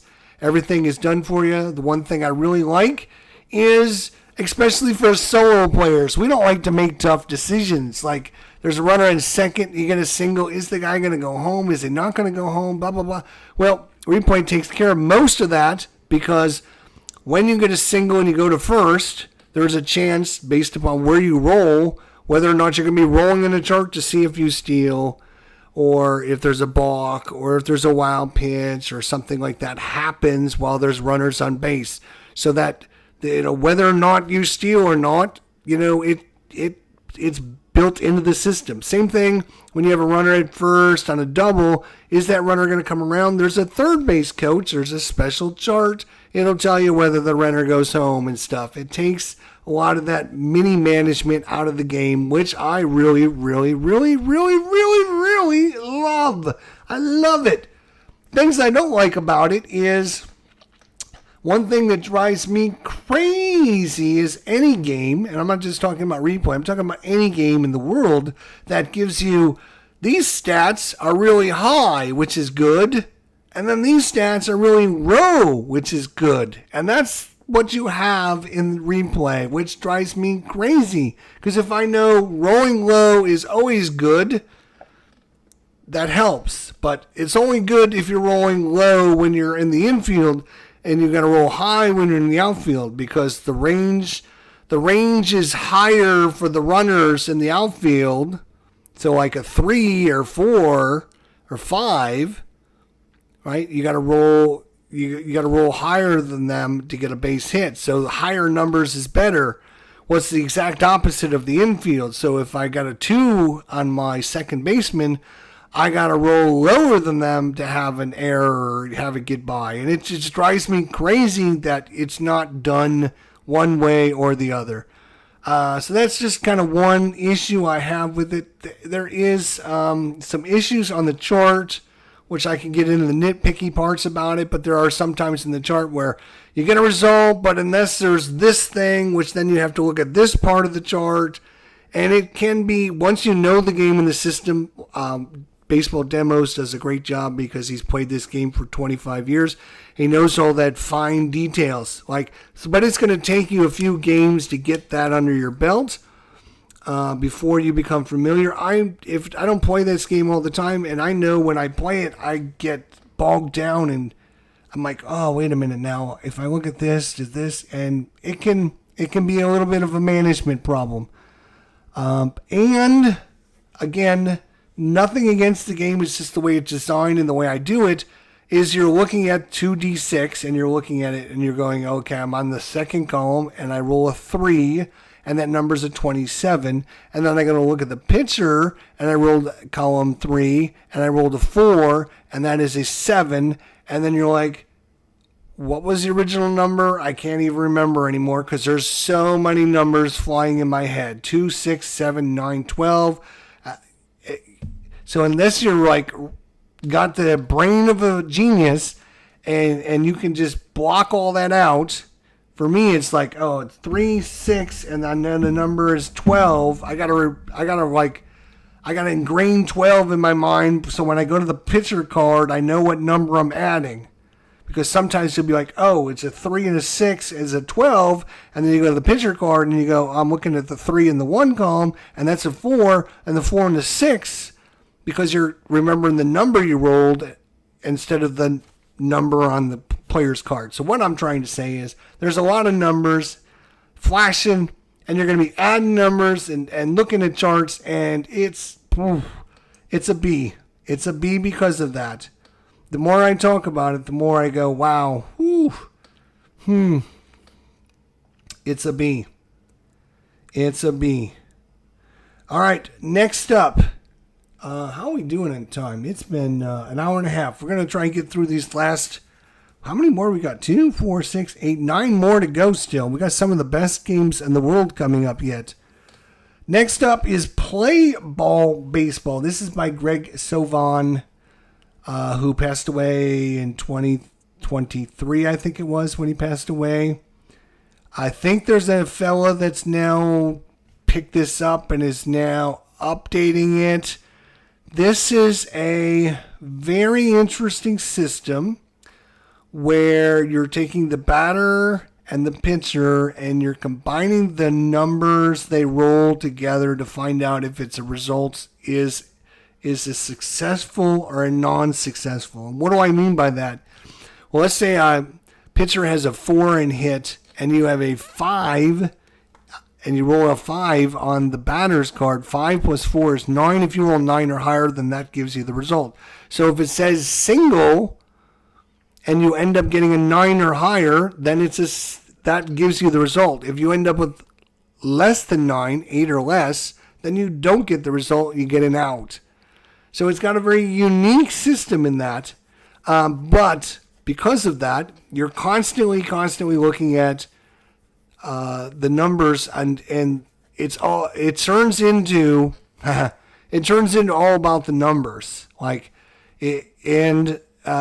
of the game is also about it's a 2d8, so you got 11, 1 to 8 are the numbers, and the pitcher and the batters only come into play anything in between the 30s and the 60s, so 30s, 40s, 50s, and 60s.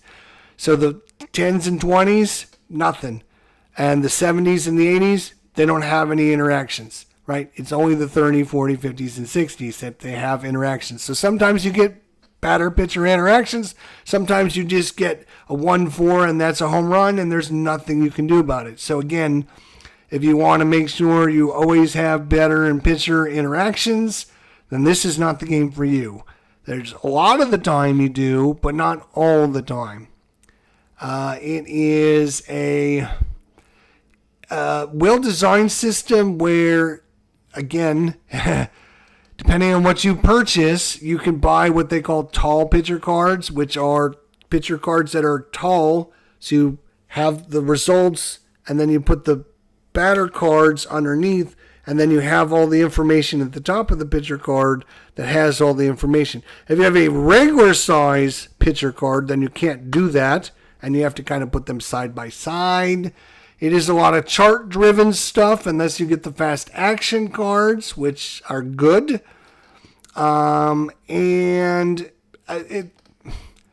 It's an interesting game system. I bought a season, and the card quality is excellent, which we're going to talk about with Fall Classic because they're made by the same people, same company.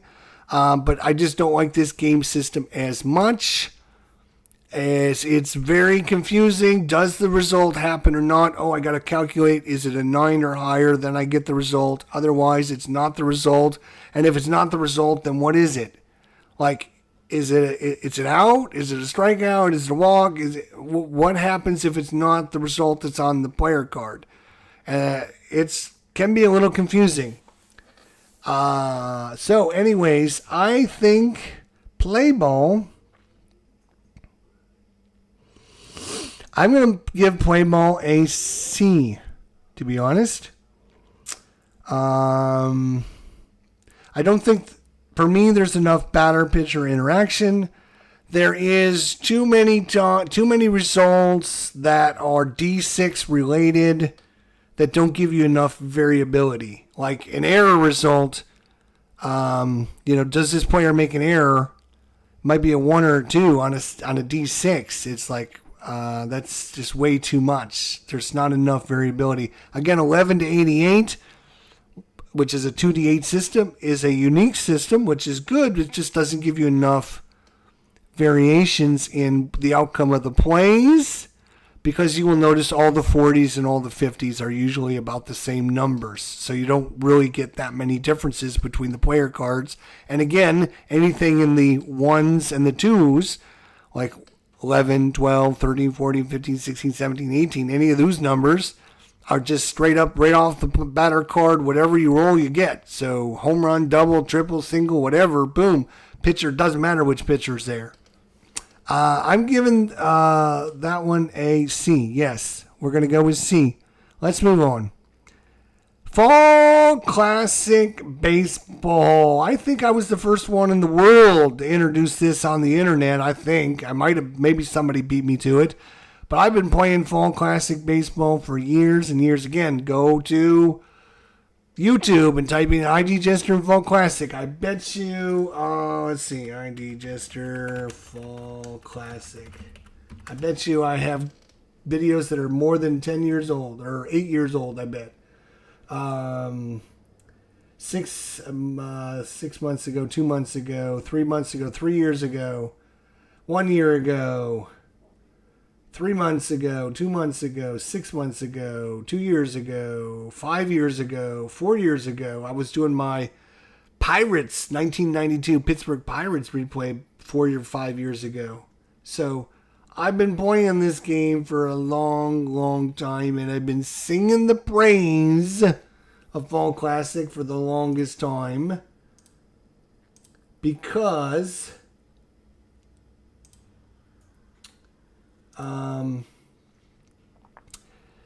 it is basically another D66 system like Appa. You're rolling 11 to 66, but some of the results are going to be blank on the batter card, and if they're blank, you look at the pitcher card. Some of the cool things that Fall Classic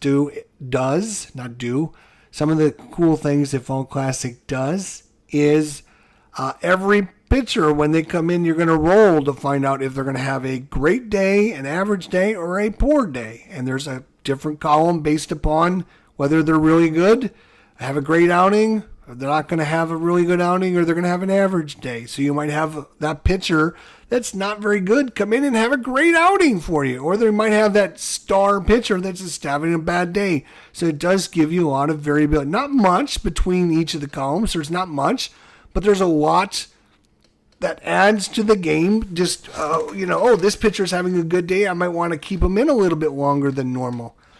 It is chart driven on the out results unless you're using the fast action cards, which I highly recommend. The card quality is the second best card quality, second or third best card quality in all the baseball sims we've talked about so far. You order a season file, you're going to be very, very happy. Although they are very black and white, no colors, no logos, no fanciness. It's just text on the cards and maybe a stripe or a line or stuff like that. There's no fancy, Boston Red Sox logo and, red and blue and all that. Nothing. It's just your very generic looking card with there's like a yellow stripe that highlights the different classifications, hits, outs, home runs, triples, singles, error range and all that. That highlights that so this is where I should look like at the card. So very generic looking cards, very nice, smooth, great quality. You get most of the players, I would say 90 to 95% of the players. It comes with, when you order it comes with defensive sheets, which means you have a 8.5 by 11 spreadsheet that has all the players with all the ratings in all the different positions. So you can have this file printed out, have it on your table. When you're playing the game, you need a range play at second base. You just simply look at your sheet. No need to look through the players or write shit down as you're filling things out. You have a defensive sheet. I wish every game system out there had defensive sheets. It is needed desperately by several games out there. And it would make a lot of games much better. The other thing is, when you order a season file, you can spend $5 and buy an Excel file, and you can actually play your season in Excel instead of, on the computer as opposed to cards and dice. I would highly recommend for $5 you get those Excel files because they're awesome. Again, check out my videos. You'll see it in action. It plays great. It's very smooth and quick because it's all computer driven, and you can click on a few things and it's awesome. I think, again, made by Greg Sylvan, who's passed away in 2023. So the sports sim community is at a real loss without Greg there. He made many great games. Fall Classic Baseball, Dynasty, Roster Card Baseball, Play Ball Baseball, and he was working on another one called Spring Training Baseball, or I forget the name of it, which was just taking off when he passed away. So unfortunately for us, we now have to rely on somebody else to pick up the mantle and produce these things and keep the seasons coming out, and hopefully they will. But anyways, Fall Classic. You guys know I love this game. Absolutely love this game. The flow of the game for me is perfect with the fast action cards. For me, the fast action cards make a difference of, I would put Fall Classic as a B if I had to use the charts. I'm not a chart guy because I don't appreciate the flow of the game when I have to stop and look up a result. Now, with that said, most of the chart results is a D20, and the result is going to be on whenever you roll, you look at the number. So if it's an 18, you're going to remember that is a fly ball to center field because position 8 is the center fielder. Oh, it's a fly ball to center field. Boom. Right? So you're going to know that. So you didn't have to look up the charts all the time, but there was some fancy, whether it was an out, whether it was not an out.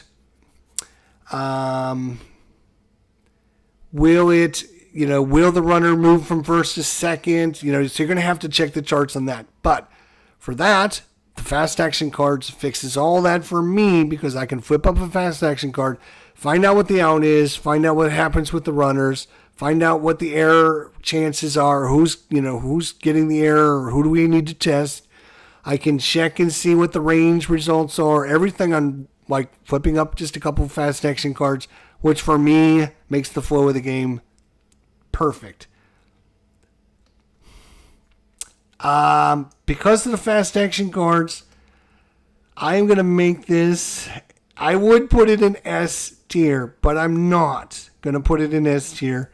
I'm going to put it in A+ tier. It is, for me, just about the perfect baseball sim for me because it does a lot of the things that I'm looking for.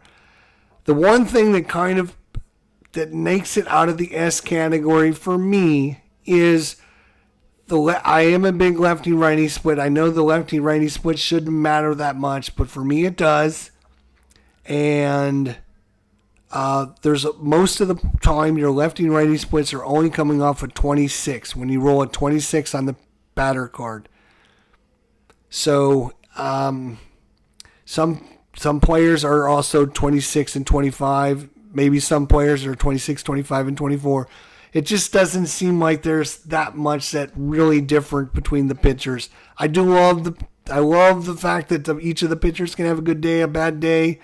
I wish the batters were the same way, though. I wish the batters would also have a good day and a bad day. And then the one thing that really just knocks this out of S territory for me is I do not like how they do their sacrifice attempts. It's a D6 result, and as long as you don't roll a 6, then the ball's in play, and then as long as you don't roll a 6, it's a sacrifice. It's like, just don't roll a double 6 and you're okay. On most players. Now, some players are rated less than 6, so it drives me crazy that it's just such an important play in baseball, and it's just seems like it's so generic in this game, which just doesn't make sense. S means super. It's spectacular. It is the best of the best. It's perfect. It's a almost perfect game. It's it's one of the best out there. Let's put it that way. Next up, Season Ticket Baseball, the newest kind of kid on the block. This is a interesting D6 and a D100 system put together. So you're getting a result between 100 and 699, and it actually can go above 699 because on your charts, your 600 charts, you're going to get bonuses on the chart for the home field advantage and stuff like that, which give them plus 10. So if you roll 699, it's actually going to be like a 709 for the home team because of the home field advantage and stuff like that. So the D6 tells you where to look. 1 or 2, you're looking at the pitcher card. 3 or 4, you're looking at the batter card. 5, you're looking at an error check, and so you're going to be checking a player's rating on the card, and then 6 is going to be your ballpark checks. Now, so that means it's not a 50-50 system because you're doing 1 and 2, 3 and 4, 5 is something else, 6 is something else, so it's not a 50-50 system. So those players that go, I am not playing a 50-50 system, I don't want half the results coming off the batter card, I don't want half the results coming off the pitcher card, I want to play something with a little more meat to it. Season Ticket might be your something to look at for you because it doesn't do a 50-50 system. But with that said, what I didn't enjoy about this game is the 5 results, where, again, when you roll a 537, the 5 number means I'm checking a player. A 37 tells you that player. The 3 means it's the first baseman, and the 7 means check the 7 result on that player's card. So you got to pull that player's card out, and look at the result rating and say, okay, where's a 7? Is it an error? Is it a single? Is it a hit? Is it a, an out? What's the 7 result? Now, with that said, I don't like doing that all the time, but when you know the players and you've done it a few times, you know that your shortstop will make a good play on a 0, 1, 2, and it'll be an out on a 3 or 4, and it'll be a single on a 5, 6, 7, and it'll make an error on an 8 and a 9. So, I mean, once you play with the players enough, you start to remember what their numbers are. There are other things you can do, like defensive sheets. We talked about this a little bit ago, where if you had a defensive sheet, then yes, that would be so much easier. I could look at the sheet and go, okay, this player rolled a 7, and boom, it's a double because he didn't get to it. Or boom, it's an out because it's an error. It's a one-base error because, whatever.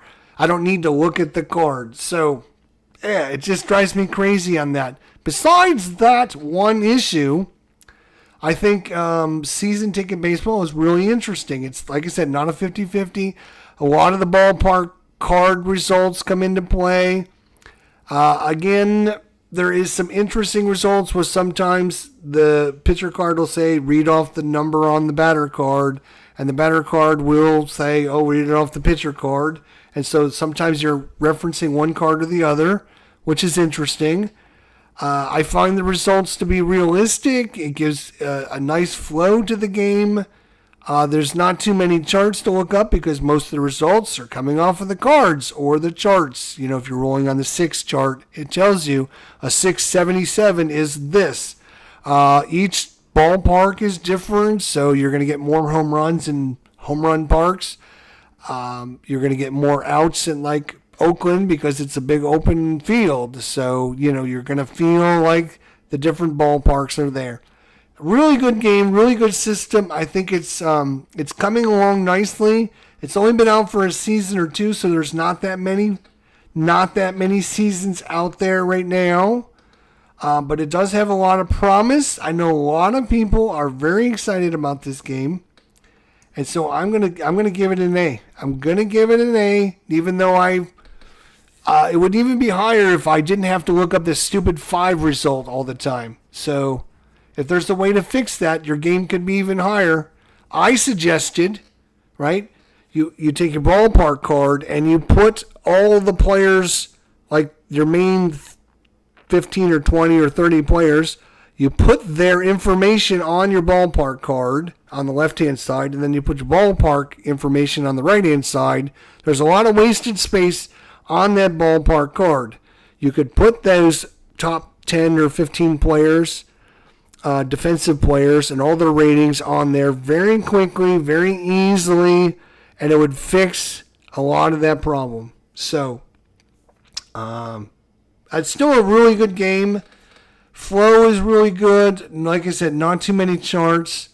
I have not purchased a printed season, so I cannot talk about the quality.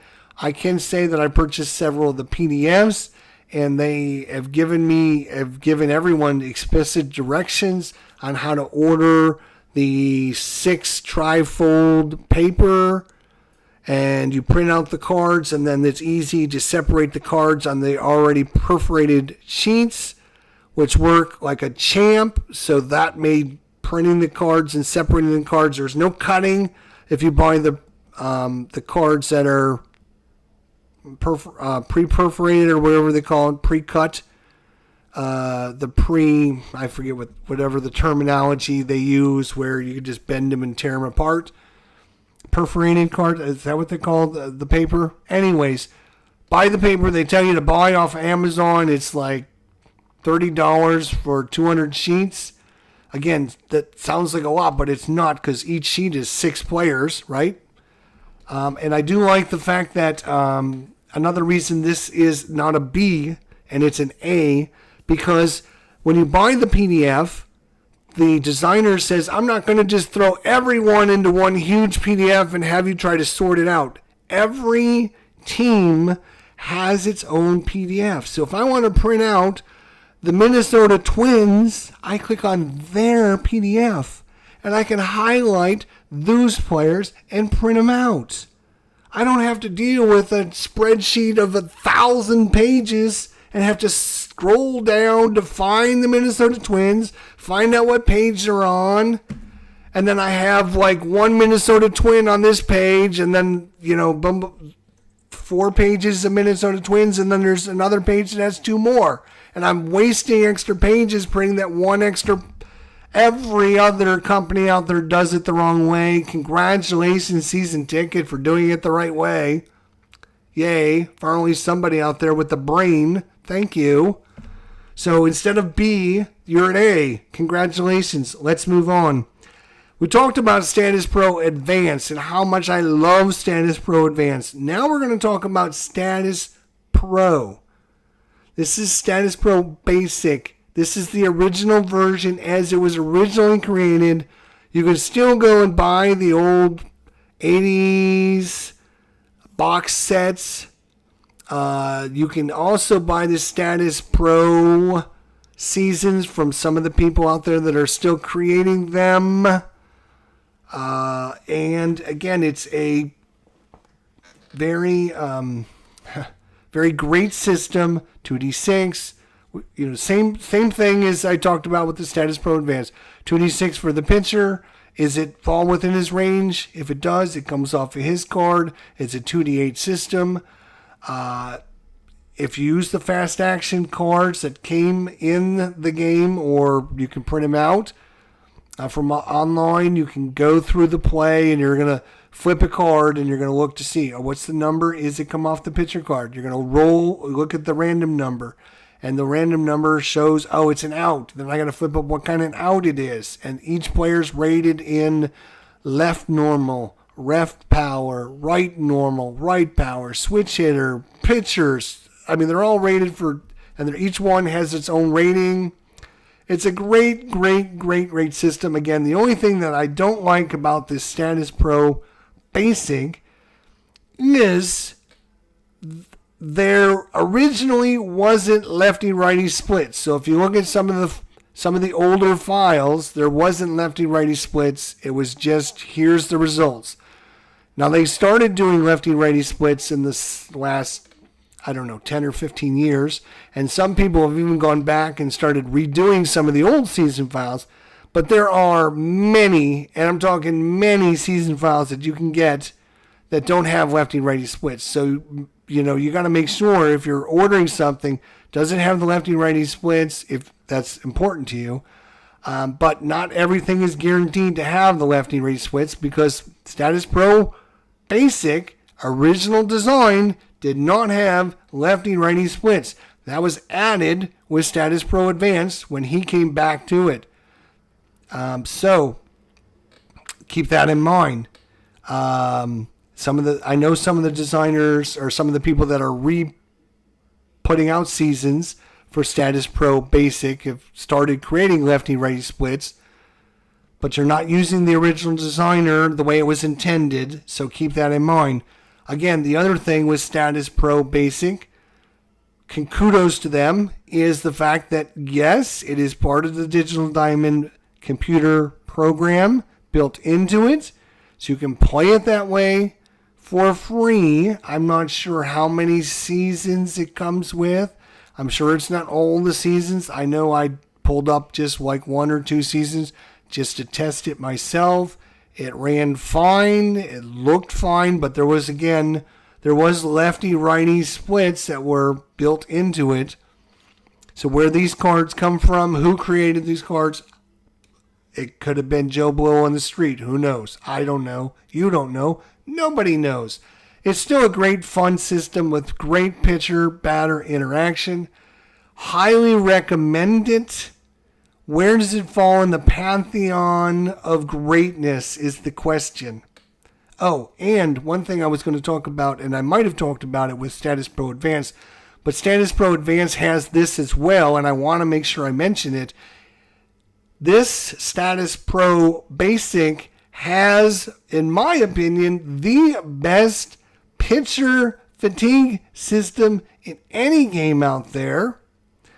Each pitcher is rated with a fatigue value, and every time they give up a base runner or a walk, they get knocked down a notch, and every run they give up, they get knocked down a notch. So if I start with 15 and the first batter comes up and hits a home run, I get a -1 for giving up a hit and a -1 for giving up a run, so I lose 2 points right off the bat on the first batter.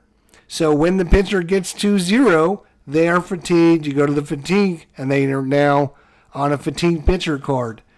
I really, really like that system because that means there isn't pull the pitcher after the 5th inning, because if you got a pitcher that's not giving up hits and he's not giving up runs, you might be able to get a complete game out of this guy that, you didn't think you were going to give up.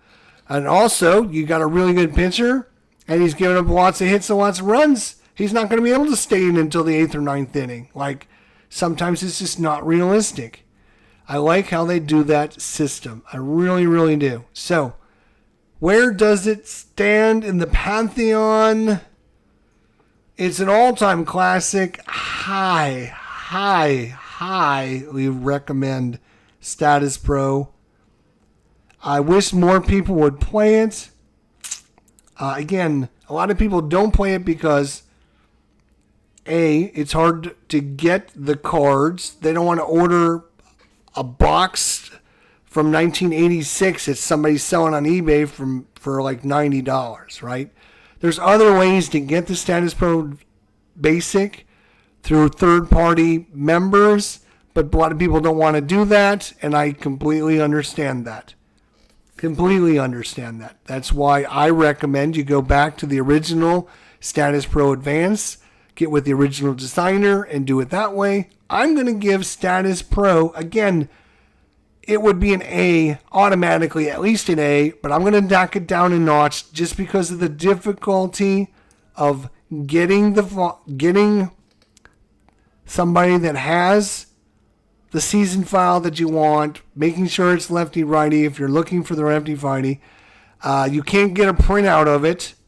Nobody's got printed cards, so you're going to have to get a PDF and print them out yourself and cut out cards. And the Status Pro, I don't know if you've looked at the Status Pro cards, but they're like 2 inches by 2 inches. They're like the smallest cards in the world. Like original design, the cards were 3 inches by 2 inches. They're tiny cards. So again, I love Status Pro Advance. I love Status Pro, but I'm going to put Status Pro as a B just because of how hard it is to get. All right, next up, another game that I introduced to the world. I was talking about Payoff Pitch. Let's do it again. Here we go. Let's find out. We're going to YouTube, and we're typing in ID Jester, and we're typing in Payoff Pitch. And let's see how many years ago I was talking about this game. 5 years ago, 7 years ago. Super advanced Payoff Pitch gameplay overview and additions to our setup. There's only 385 views from 7 years ago on that video. Wow, you people suck. Payoff Pitch from 5 years ago. Payoff Pitch from 5 years ago. 3 years ago, there's game 52 with the New York Mets versus the Atlanta Braves. So I've been carrying this game for 8 or more years on my channel. 7 years ago. Oh, that's not that. That's something else. 12 days ago, I did an Payoff Pitch video. Just keep that in mind. 7 years ago, super advanced Payoff Pitch 4/4/2013. Game 3, Philadelphia and Atlanta. 7 years. Where were you 7 years ago? Anyone remember? Do you? I was doing Payoff Pitch on my channel way before anybody else had even heard of it. Now everyone's jumping on the bandwagon, and good to you guys out there for starting to give Payoff Pitch some love. I know Baseball Demos plays it. I know RJL has played it. I know Dave Garner has played it. Phoenix Knight has played it. I know a lot of my sports simmers out there God bless you. It is, in my opinion, the S baseball game out there. It has the best cards. If you're ordering a printed set, the best cards in the business, bar none. Payoff pitch, #1 cards. They are the best. They're just so thick and beautiful and slippery. They don't stick together. They're easy to manage. The game system is well designed. There's just a couple charts. Most of the out results you can get in one roll. You always have batter and pitcher interaction because you're rolling 2d6, and that number is you're gonna look at the pitcher, and that's going to tell you whether it's a tough result, a in-play result, a ballpark, a defense, or whatever.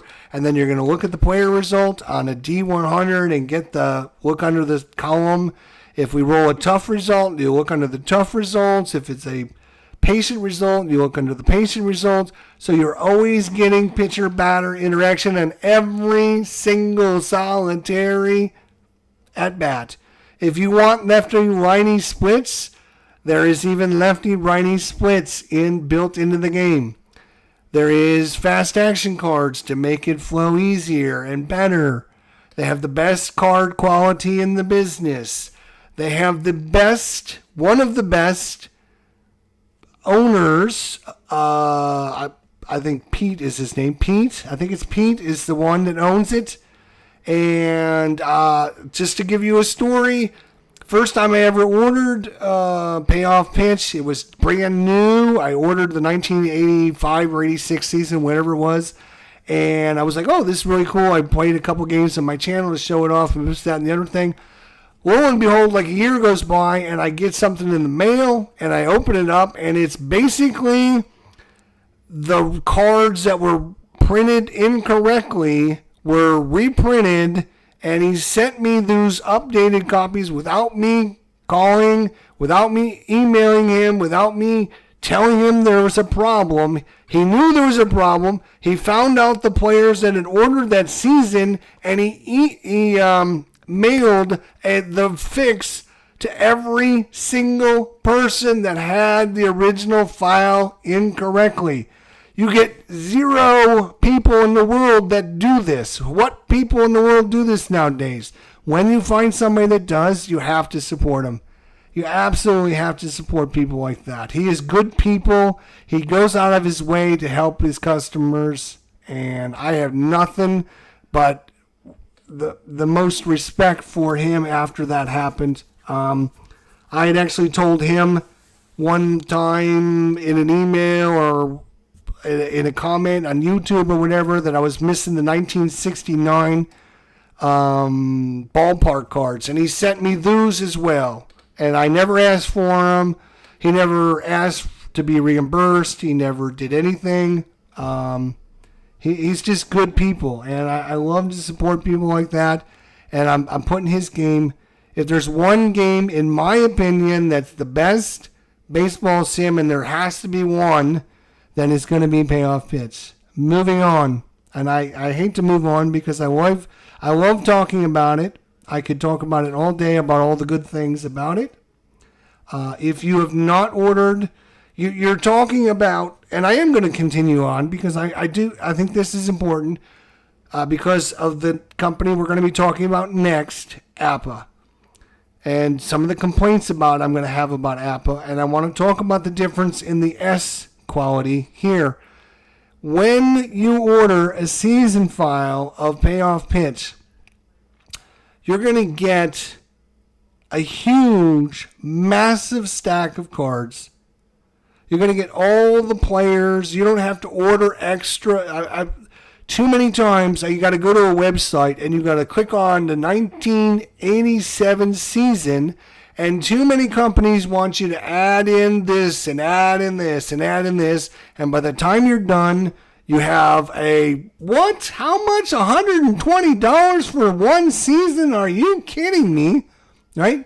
With Payoff Pitch, you order one season, you get everything, and it's very, very reasonably priced. Compare what you get with Payoff Pitch versus some of the other companies. We're going to talk about them here in a minute. But Payoff Pitch is a solid, fun game that gives you great interaction with the pitcher and the batter. You're never sure what's going to happen with the roll of the dice. It has all the charts that you can use or the fast action cards, and it has the best card quality in the business, bar none. Let's talk about one of the biggest problems in sports, and that is Appa. Appa, we could be here a while, folks. We could be here a while. I love Appa. I do. I really, in my heart of hearts, I love Appa. But they make it very hard to love them. It's very hard to love them. It's like if your girlfriend keeps breaking up with you, and you keep going back to her over and over and over again, you keep saying to yourself, why do I keep going back? Why do I keep going back? Why do I love her so much? Why do I put up with her? That, my friends, is Appa. Again, great quality of the cards. The feel and texture of these cards is awesome. I say Payoff Pitch has got the best cards, but in my hands, I enjoy the Appa card feel. It's got that rough kind of parchment paper texture. It's weird. And it's got that really, when you get a brand new set of Appa cards, and you smell it, you smell the ink, and it smells so good. I know I'm weird, what can I say? But you smell those cards, and it's so bright and white, and the black text. Those of you guys out there that have experienced this, you know exactly what I'm talking about. The black text on the white cards stands out. Oh, and it smells so good, and it looks so good. But let me tell you, you're paying for that. That smell that you're smelling is costing you an arm and a leg. Appa is not a cheap game. It is one of the downsides to Appa. It is a great game with a great system, with a company that doesn't give a shit about their customers, in my opinion. And it's one of those, it's that ex-girlfriend that you just keep going back to because you love her so much. You just can't get away from her. You would love to cut your ties. You would love to, all right, I am done. I am never seeing you again.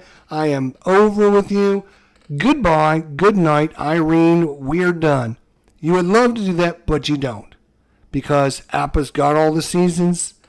They got all the players.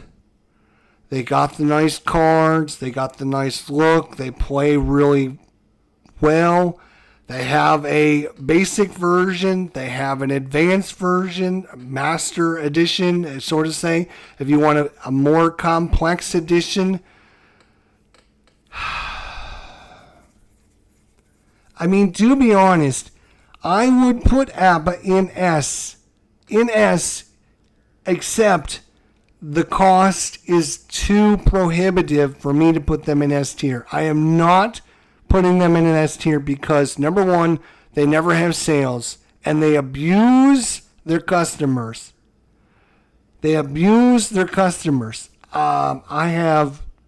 love the Appa Golf as well. I love the Appa Hockey as well. I love most of the Appa games. And I love the system. It's very simple. You roll 2d6. You shake it up in the little shaker. If you ever hear this noise, like everyone in the world that has ever heard this noise, instantaneously, within 1 second, everyone in the world knows it's an Appa. You're playing Appa when somebody hears that. Like, that is anyone in Japan, India, China, I don't care where you're from. You hear that noise, you're going to know, oh, you're playing Appa. It's just iconic noise. But I cannot give them an S. I'm not giving them an S because the cost, again, it's $60, $70, $80 for a season file. You got to order the extra players. If you're going to do a full season replay, you want all those extra players, which is another $45. $27.95 for shipping. Plus, you got to buy the book, which is a mammoth size, huge, unwieldy, huge book. It's like this tall. Why is it this tall? And half of it's blank. It's just white. It's this tall because they don't want people to make copies of it. They want to be able to sell it to their customers.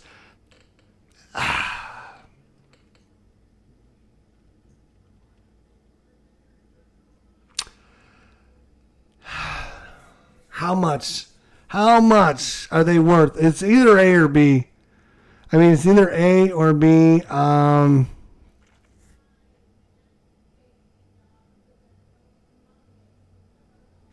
going to put them in B for now. They might go up. We'll see. Let's talk about Stratomatic. Oh, boy. Here we go. I could be here all day talking about Stratomatic, to be honest. This video could be 4 hours long. I have a lot to say about Stratomatic. But I'm going to kind of give you the Cliff Note version. If you want to watch the rest of my rants, go ahead and just type in ID Jester and Stratomatic, and I'm sure you'll get 5 or 6 different rants about it.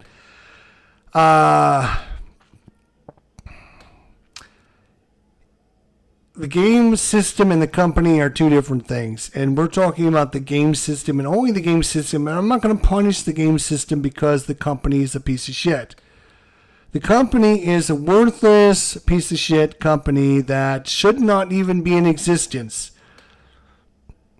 It is abusive to their customers. They put no effort into their quality or their components, etc., etc., etc.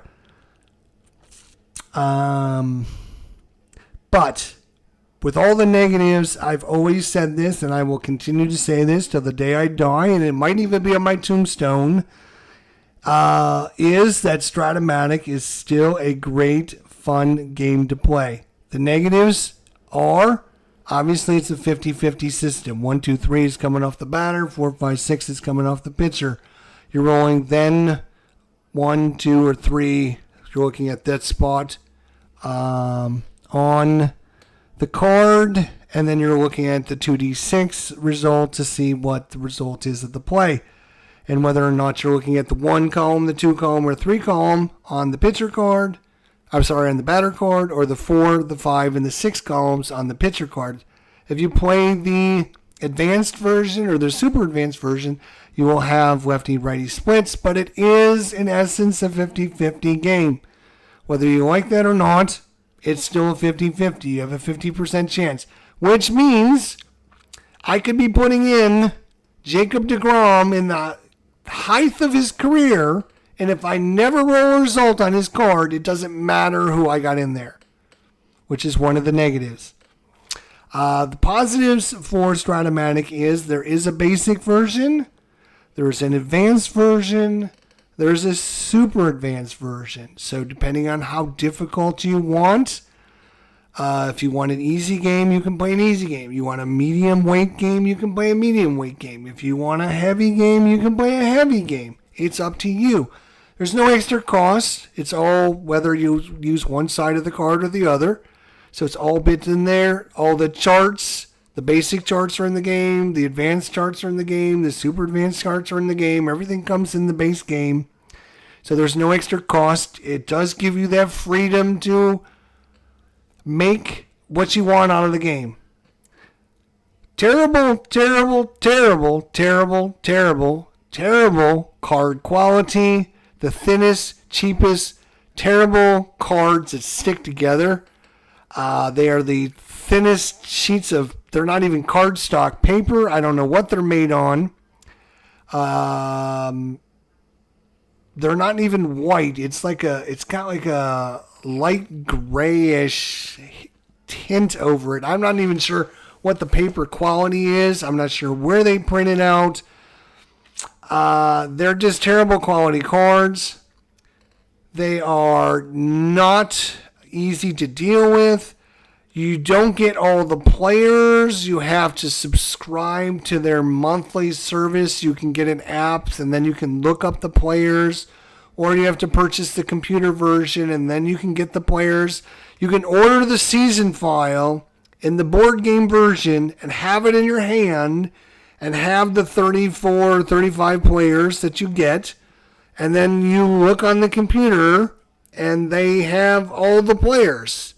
And yet you don't have all the players. And you say to yourself, wait a minute. Why don't I have all the players? They don't print all of the players. They just don't. Sorry. They just don't print the players. For whatever reason. You can ask them. You have to. So, let's go back to the beginning. This is another one of these companies. You order the base season file, then you order the extra players, and the extra players are going to be your 5 to 8 players that are going to be, your 15 to 20 at bats, 25 at bat players, kind of your lower tier. The base set comes with 30 players per team. These are your most used players, your most used pitchers, your most used batters. If you want all the players, you have to order the extra player set, which again is like 7 to 8 players per team. That, again, kind of your mid-scrub people. But if you want everyone, and I'm talking everyone, you're going to have to create these yourself because they do not print everyone. If you want the player that has one at bat, you're not getting them. Some teams, depending on how many players they had, you might not get the player that did 5 or 10 or 15 at bats based on who they want to do. And then with Shohei Ohtani, like this is the icing to the cake that shows what kind of company we're dealing with. 2 icings on the cake. Icing number 1 is Shohei Ohtani when he had his pitcher card was not included in the original set of cards. You had to order the extra set to get the extra Shohei Ohtani card. And even though he had more pitching innings than the other players that they put in there. So whatever bullshit excuse they did that on purpose because they knew a lot of people wanted that card and they knew they would order the extra file. That's what kind of company you'll deal with. Second point is they haven't updated their computer game, and I know we're not talking about digital here, but they haven't updated their computer game since 1998. I think it was created in 1998. It still has a lot of that same interface from 1998, but yet Stratomatic has decided in their infinite wisdom to create Stratomatic Max, the brand new baseball computer simulation program with all the updated graphics and bells and whistles as long as you spend $15 per month with them. So what they're telling you is they're not updating your baseball program that you buy every single year for the last 27 years because that's not enough money for them, that they needed the $60 you're buying every year to get their updated program. They want you to spend $15 a month to guarantee that they will keep you up to date with the new fangled computer version. So that's the company you're dealing with. That is why I'm not going to ding Stratomatic. I'm just giving you the information so you can make a wise decision and don't get involved with the company that you shouldn't get involved with. Stratomatic, all in all, is a great game and a great system and a lot of fun. And as much as I bash it and I talk bad about it, everyone that listens to what I have to say, they know I'm not bashing the game. I'm not bashing the design of the game. I'm not bashing the fun of the game, right? That is all good. I'm What I'm complaining about is the cost of the game, the components of the game, the quality. Oh, the charts are like this long and this wide. And why are they this long and this wide? Does anyone out there know why? I'll tell you why. Again, they want to sell their box game, but they don't want you to be able to print out an easy 8.5 by 11 sheet of paper that has their charts on it. So they make them in these weird formats, so you have to spend the $29 to buy the game to get the charts. Or the $8 to get, you can buy the charts separately. You can spend the $8 to get the charts separately. That's the company you're dealing with. It would have been 25 years ago, they could have put their charts on an 8.5 by 11 sheet of paper and passed them out to the world for free. They could have done that, and they chose not to. Why? Because they're gross, negligent company that abuses their customers. That's why I don't like them. I've cut ties with them. I don't do business with them. I don't have anything to do with them. I have their game. I will purchase their game, but I don't have any business with them. And this is the hardest rating I could possibly give.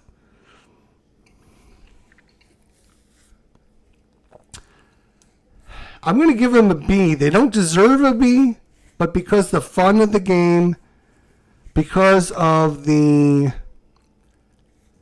one die roll, you normally get the result. They do give you a lot of variety in the results. It's not the same old, rolled out to the pitcher. The one, there is the error check, which is, if you play advanced or super advanced, is a pain in the ass to deal with. But, it's not horrible. Those X results. Every time you can get through an inning in 30 seconds, right? And then there's other innings, and I know you all out there that play this know what I'm talking about. There's other innings, like every single out is an X result, and you're rolling and checking results, and then, there's one chart for the pitcher, X result. There's another chart for an outfielder, X result. There's another chart for a third baseman. It's like, seriously, why? And then the other thing is, you can't find the results on the cards. Like, what is your rating? Well, is my, if I have a 3 rating, then I have to look at my 3D6 to find out, is it a 6, an 8, a 12, a 15 on there, or whatever I roll on the 3D6. Like, those numbers could be on the card, but they're not. They're not. Why aren't they? Because, just because.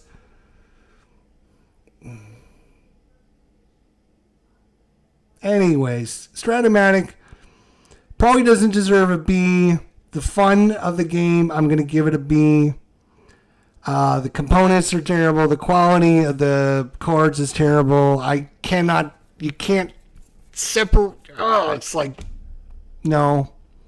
Once you get your hands wet and you work the cards, like, you can tell somebody that's worked these cards. Like, if you play a season file, like, if you're playing the Washington Nationals season file, like, those Washington National cards you'll be able to deal with because they've been used and they're not sticking together. But you get a new cards, like, good luck. You're sunk. Nothing you can do about it. Moving on. Here we go. What is this?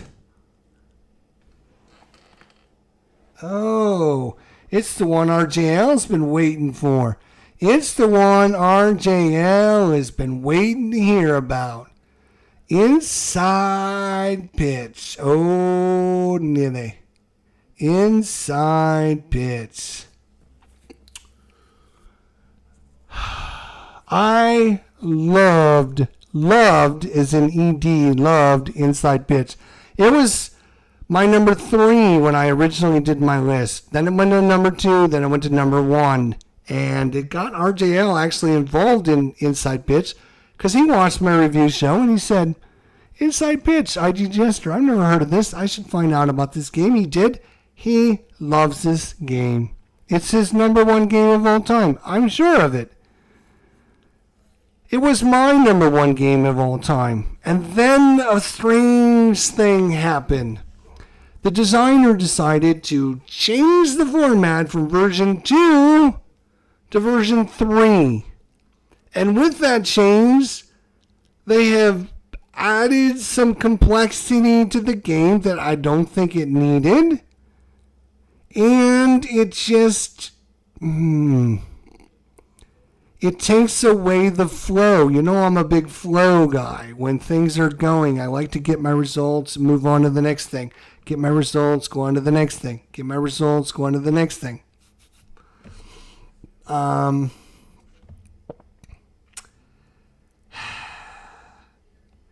It's a great...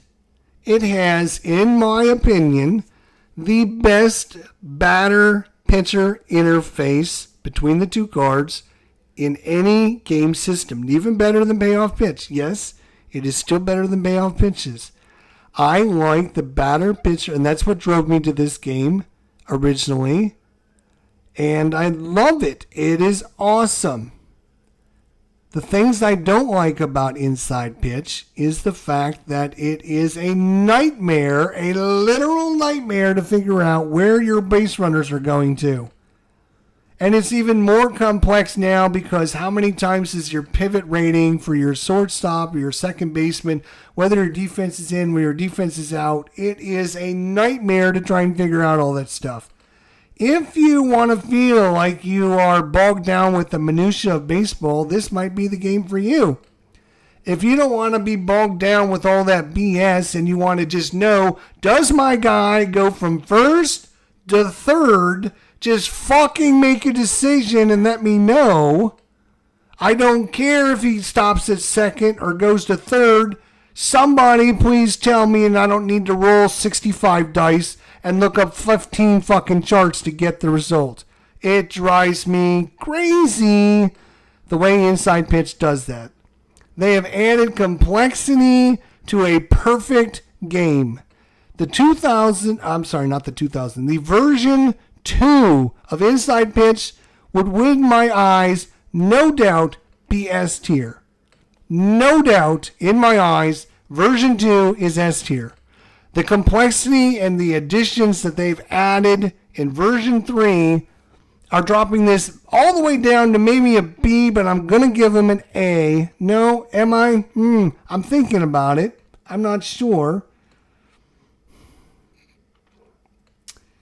I'm thinking about it. I'm not sure if I'm going to give them a B or an A.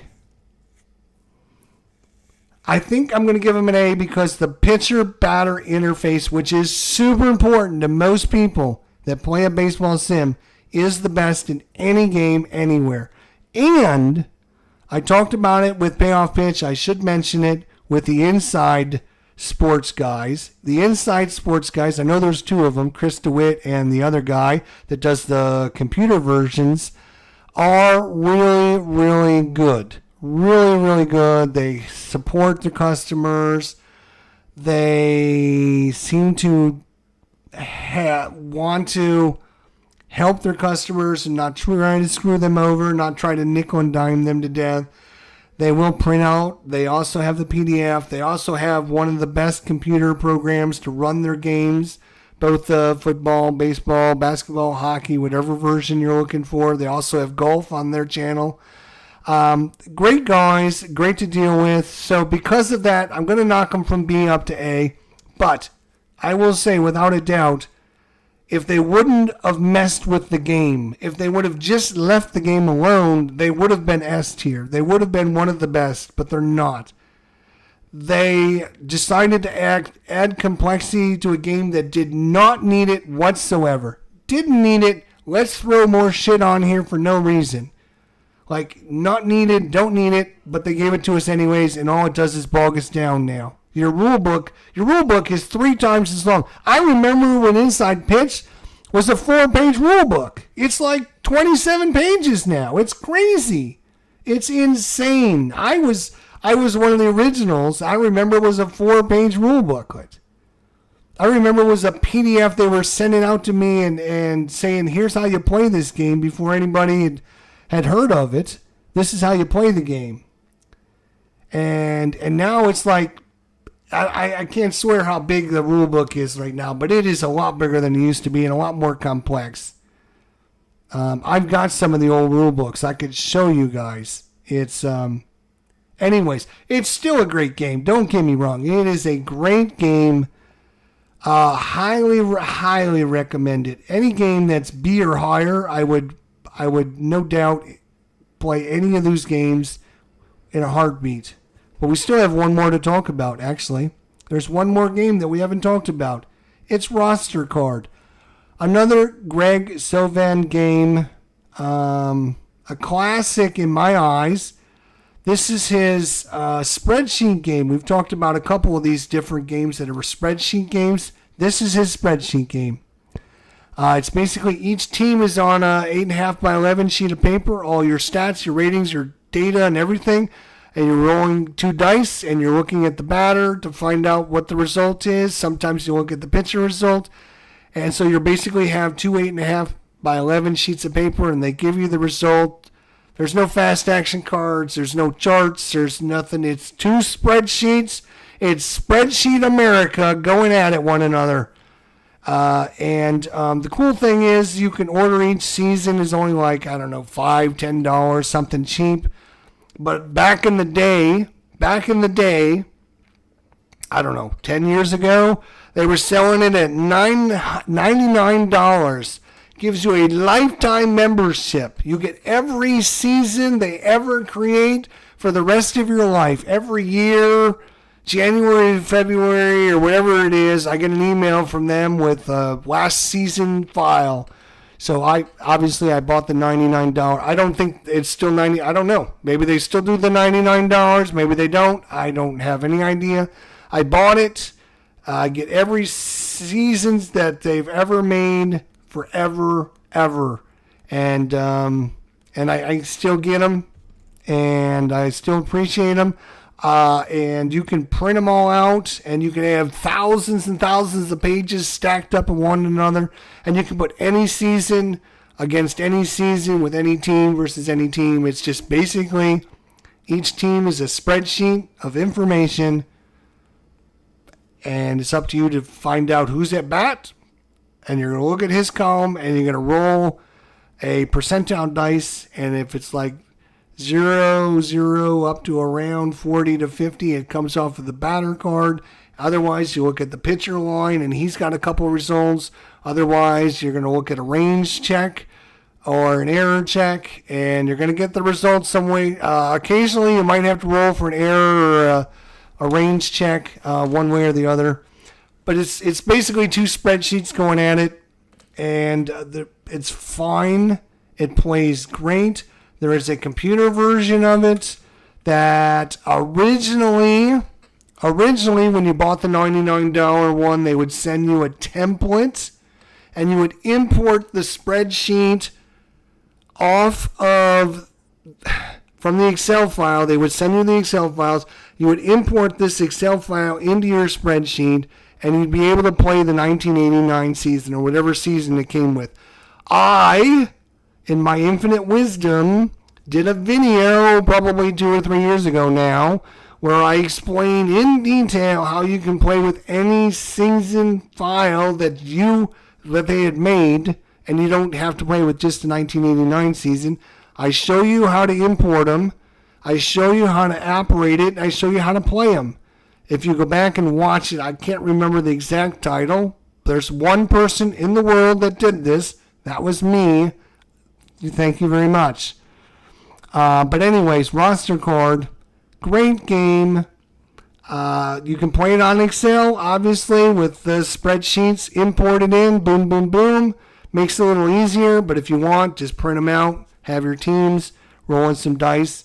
It's a very easy game to play. No fast action cards, no chart lookups. You can probably play a game in 30 minutes. Highly recommend it. It's another classic by Greg Sovan. And look at that. We're through another year, 2024, our review show. Holy cow. How many hours did this one go? 2 hours and 41 minutes. Well, that's about average. Anywhere between 2 and 3 hours is what we've been averaging. So there you go. thoughts, comments, questions, suggestions. Did I miss a game? Did I forget to review a game that you love? Is your game not listed? Then you need to email me. You've seen that. And say, hey, you might want to try this game. It's really good. I don't own every game in the world out there. I'm sure there's games that I don't own. You might want to tell me about it, and maybe next year it'll be on my review show. These are the games that I own. I have played multiple times. I have purchased or printed out or whatever, and I am very familiar with every single one of these games. I have played all these games on my channel. You can look in, again, just type in ID Jester and the name of the game you're looking for. Or, again, just type in the name of the baseball sim and maybe baseball demos, RJL, Dave Garner, Al Red Sox fan, Phoenix Knight, Sports Time Machine, Sportsman Z. I'm just trying to think of some of my very special friends that I know out there. They're all very special to me. I love all these channels. Go check out all their channels. They'll have stuff to say. They'll be able to give you recommendations. Leave a comment on any one of those channels and say, hey, which baseball sim should I look at? What's your favorite baseball sim? Maybe they'll even do a video. Who knows? But this is my look at, and it's interesting. We want to talk about bell curve. You want to talk about, like, you know, the bell curve. And I told you guys when we started, everything, like most of the games are going to be B, which are above average. You're going to have some that are A, some that are C. You're going to have the crappy ones down in D, and you're going to have the really good ones in A+. And fortunately for us, we have one S tier game. There could have been two if Inside Pitch wouldn't have screwed it up. So there you go. That's my review from 2024. If you have any thoughts, comments, questions, suggestions, if there's a game that I should look at, a game that I should purchase, I should play on my channel, if there's something out there that I don't know about, I would love to hear from you. You have my email address, idjesterlive@gmail.com. And hopefully you enjoyed this list from 2024. If your favorite game didn't get ranked very high, it's not because I hate your very game. It's just not for me. It's just a subjective list. If you feel completely opposite of the way I view, feel free to do your own list and share with your thoughts with people. I would love to see your lists. I would love to see your thoughts. I would love to see your comments on what you think. Maybe your favorite game is a game that I didn't think very highly of. Maybe it's Dynasty League, which I rated a C. Maybe that's your favorite game of all time because you appreciate all the time and effort and design of the game and all the effort that goes into designing it. Maybe the new cards are so much better than the cards that I had when I owned the game. I don't know. I haven't purchased Dynasty League in many, many years. So some of these may or may not go up or down. Every year it's going to change. Did I rate Stratomatic too high? Should I put them down in C? I probably should have. But again, the game is super fun. I love playing the game. As much as I bash on it, it is a lot of fun to play. Same thing with Appa. I just hate the cost. And once I get over the cost, I enjoy the game because I enjoy the game and I don't have to think about the cost. So should Appa be rated a little bit higher? I'd like to hear your comments down below. And maybe we'll do an amendment. We'll do an amendment maybe in a couple months after we've had a chance to get some feedback from players. So thanks to RJL. Make sure you check out his channel. Doug Hunt, thank you for coming by. Sports Time Machine, make sure you check out his channel. Andrew Woods, what's going on? Good to see you. Sportsman Z, be sure to check out his channel. Dave09, thanks for coming by. Marlon, thanks for coming by. Dave Garner, thanks for coming by. Be sure to check out his channel. Phoenix Knight, thanks for coming by. Be sure to check out his channel.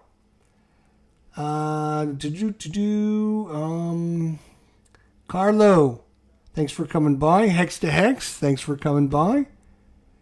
Christopher, what is going on? Thanks for coming by. Math is Fun and Games, thanks for coming by. Everyone, if you came by, if you stuck to the end, I appreciate you. hit that like button, subscribe, do all that fun stuff. Leave your comments down below. I would love to hear your thoughts. If I missed something, or if you think I rated something poorly, you let me know. And maybe we'll do an amendment in a couple months if you can convince me that I am a whacked out nut job. I've been sniffing too many Appa cards lately. Alright guys, take care my friends. Have a good night, and we'll see you all next time.